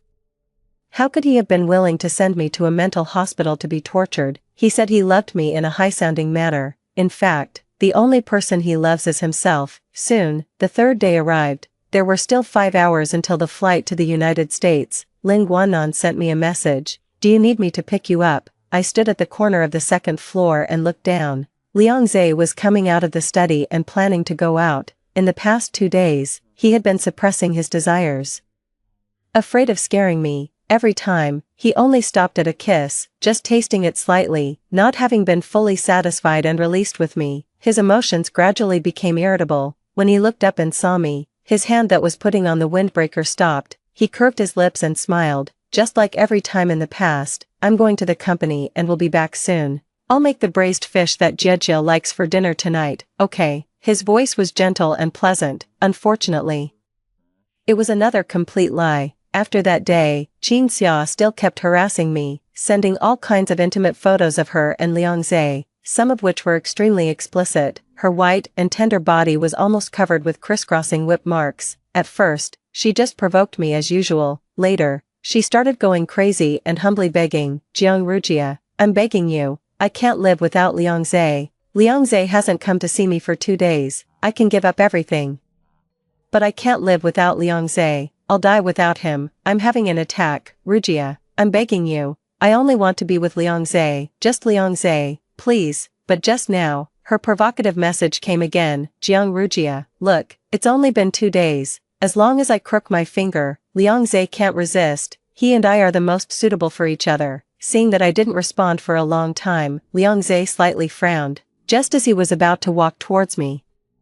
I calmly raised the corners of my lips, "Okay, uncle." Liang Zhe smiled indulgently and helplessly, stopping in his tracks. "Jejia has been quite fond of calling me uncle these 2 days, you weren't willing to before," I replied indifferently. "People always change, uncle will change, and so will I." Suddenly, Liang Zhe was stunned, and his eyes were filled with complex emotions. His thin lips opened and closed, as if he was about to say something, but I spoke first. "No matter how we change, I'm still me, and uncle is still uncle, right?" After saying that, I smiled and looked at Liang Zhe. Liang Zhe sighed, "Jejia is still so naughty, stop talking tongue twisters, go back to your room and rest for a while, I'll be back soon, goodbye, uncle." I still smiled, but the smile didn't reach my eyes. The moment the villa door closed, my smile faded. "Liang Zhe, I hope we never see each other again." 11. On the way out of the Shangshan villa, the uneasiness in Liang Zhe's heart became more and more obvious.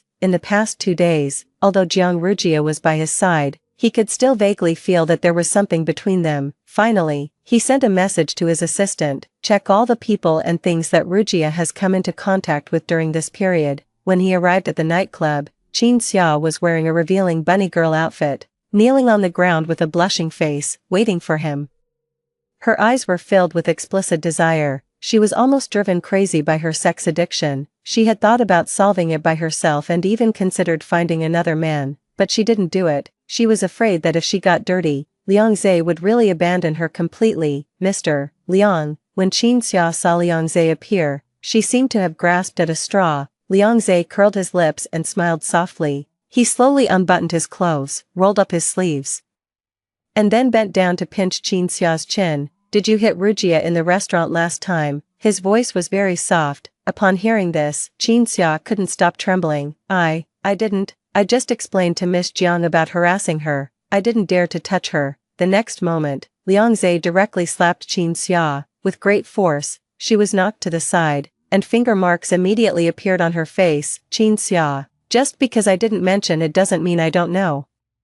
Rujia is my bottom line." After saying that, Qin Xia cried and kept saying that she didn't dare. Liang Zhe grabbed her neck and pressed her onto the bed, violently venting his desires. He was dirty and despicable, but he couldn't taint Jiang Rujia. In his heart, Jiang Rujia was a little princess who should live in an ivory tower and never come into contact with such disgusting things in her life. He also couldn't let her know about his unsightly side. Suddenly, the assistant's phone rang inappropriately. Liang Zhe impatiently pulled himself out of his lust and picked up the phone with one hand. Qin Xia underneath him was still trying to please him and attempting to make him hang up the phone. He curled his lips and smiled. He originally wanted to reject the call, but accidentally slid to the answer button. Qin Xia's undisguised voice sounded at the same time as the assistant's voice. "Mr. Liang, Miss Jiang has bought a plane ticket to the United States." Suddenly, Liang Zhe's smile froze on his lips. The assistant continued, "In 10 minutes, Miss Jiang's flight will take off. Accompanying her is also the eldest son of the Lin family, Lin Guannan." As the assistant finished speaking the last word, Liang Zhe's eyes turned blood red. He kicked Qin Xia away like a madman. "Stop Rujia immediately, otherwise, I'll make all of you die." The assistant quickly agreed, and the phone call was hung up. His mind could hardly think, and he was on the verge of collapse. All he could think of were Jiang Rujia's smiling eyes this morning. No wonder he always had a sense of being distant. It turned out that his Jejia had been planning to leave him. How could she, how dare she, just thinking that he would lose Jiang Rujia in the future. His heart felt as if it was being gripped by a big hand, and a dull pain came over him. Qin Xia was frightened by Liang Zhe.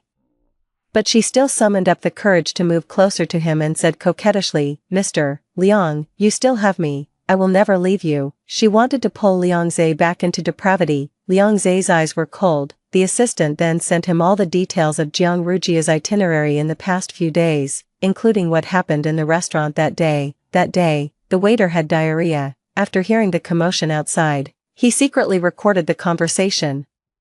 When Qin Xia's voice came from Liang Zhe's phone, she was immediately stunned, as if her soul had been taken away. "Do you know that he had sex with me again today? He said he likes having sex with me. Do you know that only I can satisfy him?" Liang Zhe played this sentence repeatedly. At the same time, he received a timed email from Jiang Rujia, naked photos and provocative words. Liang Zhe completely lost his mind. The pain in his heart burned like a fire.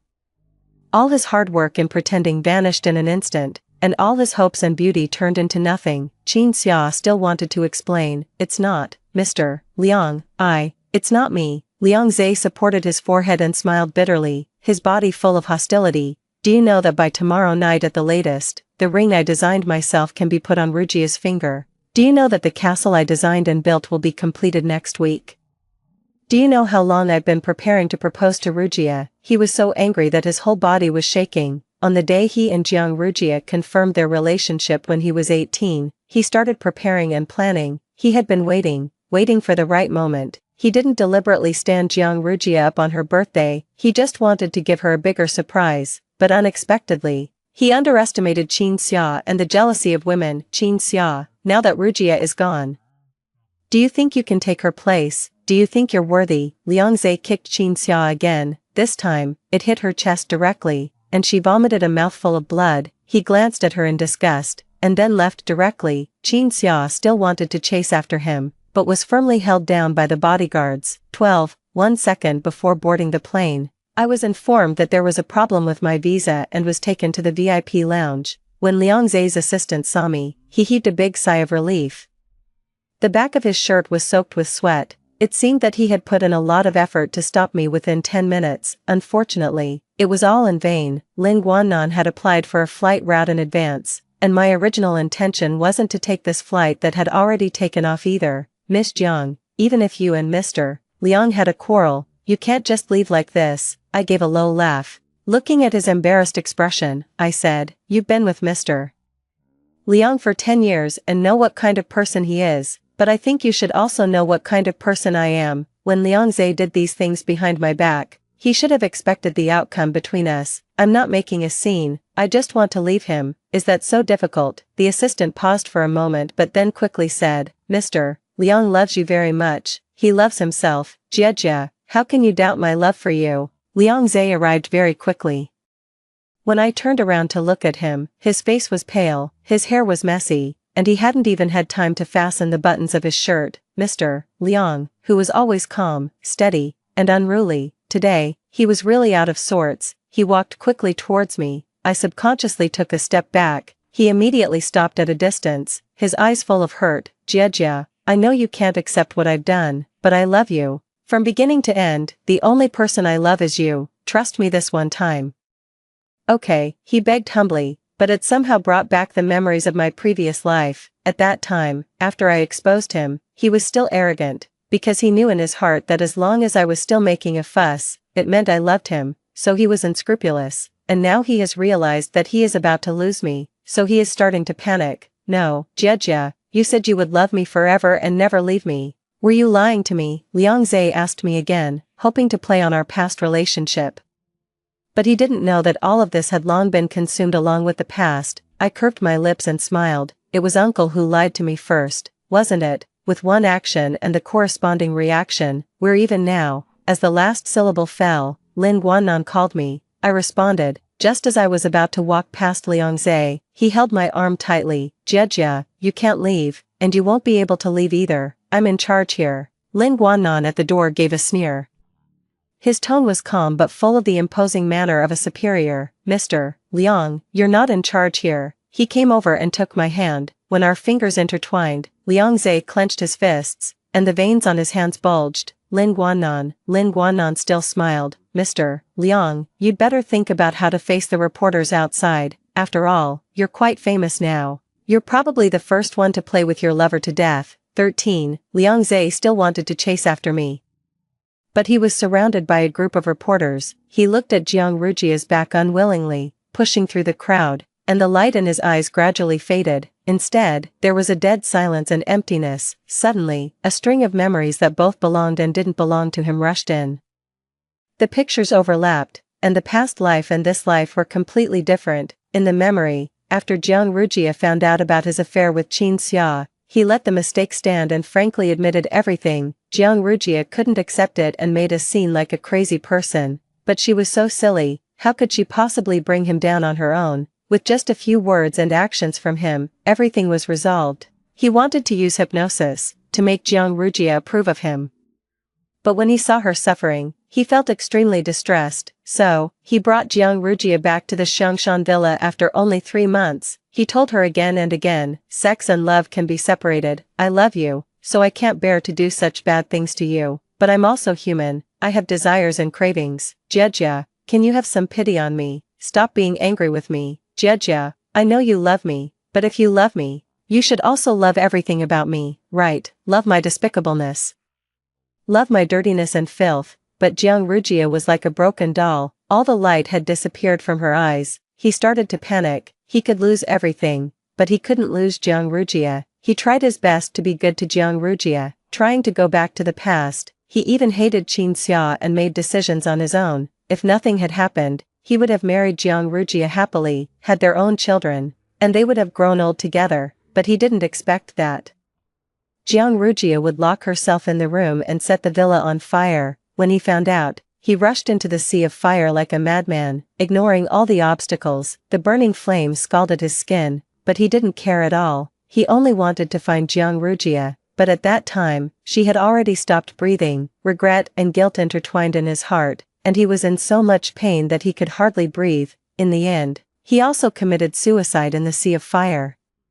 When he came back to his senses, Liang Zhe let out a painful growl. Like a desperate beast, he pushed through the crowd, stumbling and rushing towards Jiang Rujia's direction with all his might, but in the end, he didn't catch anything, only an illusion. Jiang Rujia was gone. She completely abandoned him. Whether in the previous life or this life, he had been abandoned by Jiang Rujia. Obviously, they had agreed to be together forever. He cried hoarsely, without any dignity.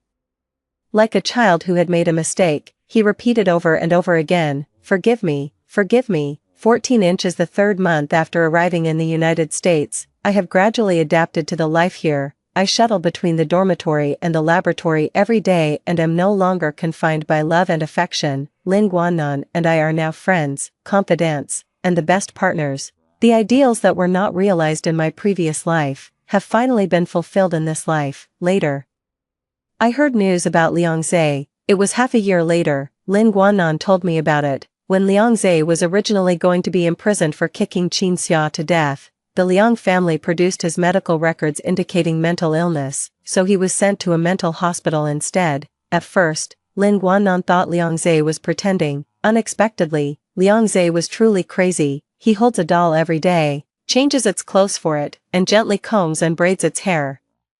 He likes to hold the doll when he sleeps and sometimes stares at it and cries. Every night, he always says affectionately to the doll, "I love you, Jia. I will only love you forever and ever. You don't have to love everything about me. I can change for you." Coming back with him was also Qin Xia, my senior sister.